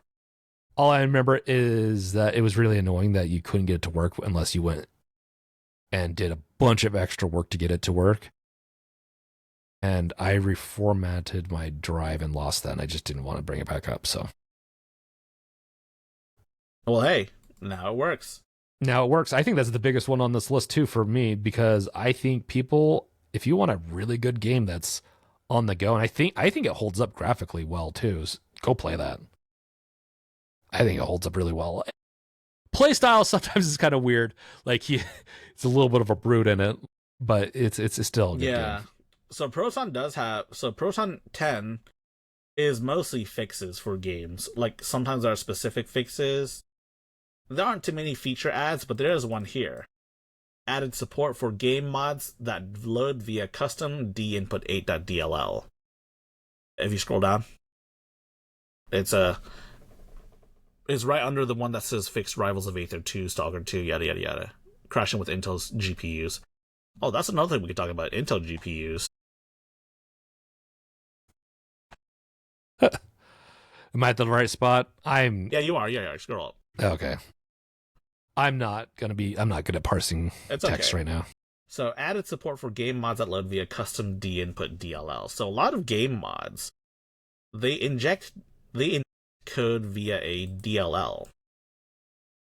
And on Windows, it's as simple as downloading that, copying that DLL over to your game directory and just running it that way. But on Steam Deck, you have to enable support for that. There are some command arguments that you have to type into your game entry to let the dinput 8.dll hook into the game itself. It's not hard to do. No, but it's something that can be automated. Yeah, it's something that, now it basically is automated. Yeah. It hooks into games, and then you can load game mods onto it. Very rare are the mods actually loaded into the DLL itself. It's mostly, typically it's a mod loader that's loaded onto the DLL. Interesting. Okay. That's generally what happens. It's a lot easier than having to modify the exe itself, that's for sure.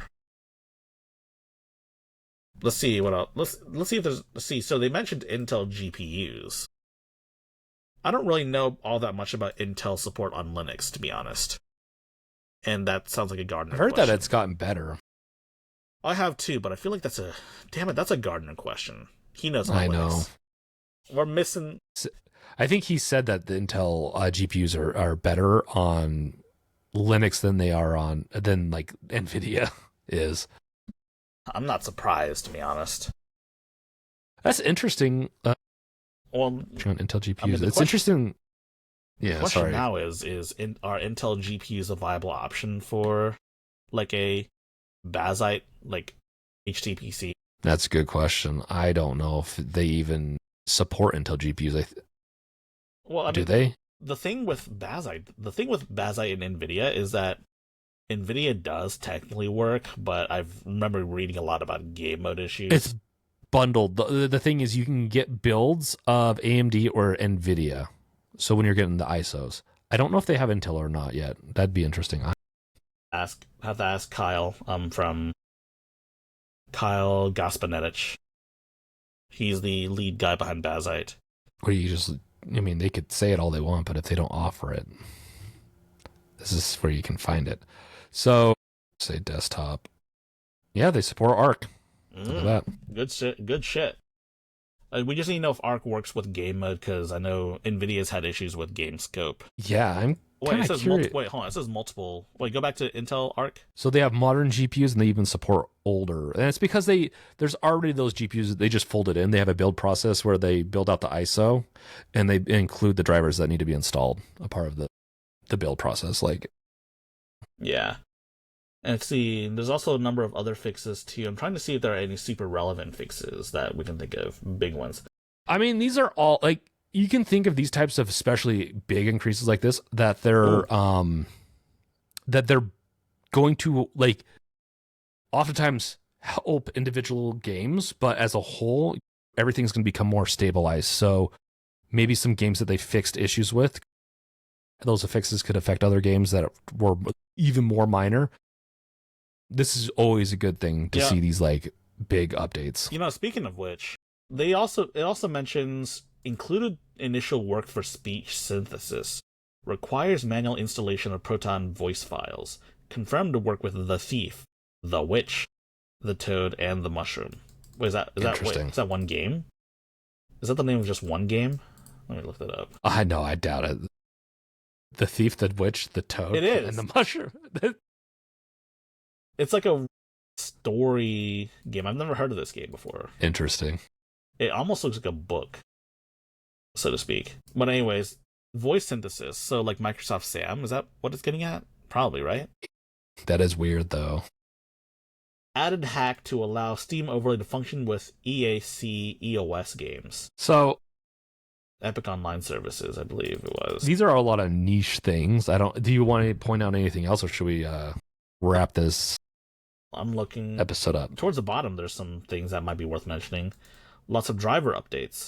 Upgrade DXVK, VKD3D, Proton, Wine Mono, Wine 10.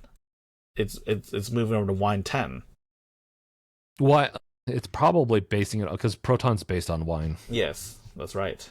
So There's a lot of shit. Wine has its own massive changelog of fixes too. yeah, Wine is more just all around software, and Proton is more geared towards games. Yes. And so you can kind of think of that. So it's a subset. They're probably, maybe they even try to keep their releases similar. I could see that. So I mean, I'm not sure what to make of it besides added Steamworks SDK support. Interesting. So yeah, at the end of the day, like this is really good.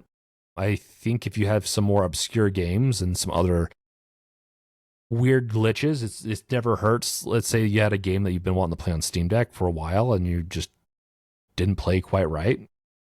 Go get the newest version of Proton, download it, and see if it works now. Let's see if they mention any games I know of. Galgun 2 is in here. You can't mention this game in the changelog. It's one of those games. Look it up. Galgun on here. It's a weird ass Japanese game. Yeah, isn't it? I'm pretty sure you've heard of it. Yeah, I've heard of Galgun too. I've heard of Galgun, but yeah. I mean, I've played some of the games in that universe too. Like the Gal Guardians games are like 2D action games that are set in the same universe somehow. It's got a 9 out of 10 on Steam. It's got a 9 out of 10 on Steam. The audience knows what they want. It's a very niche product, so I'm assuming it would do really well. Well, I hate to say this, High Tech, but I think we should call it. I think we should too. It's been a good episode. It's regardless of whether or not Gardner wasn't here or not.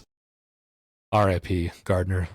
Gardner, if you're watching this, man, we know that we love you, man. Yeah, so I'm gonna, unless tariffs. Okay, I think next week or the next few weeks, if tariffs come up, it has to be because like a major thing like Xbox again.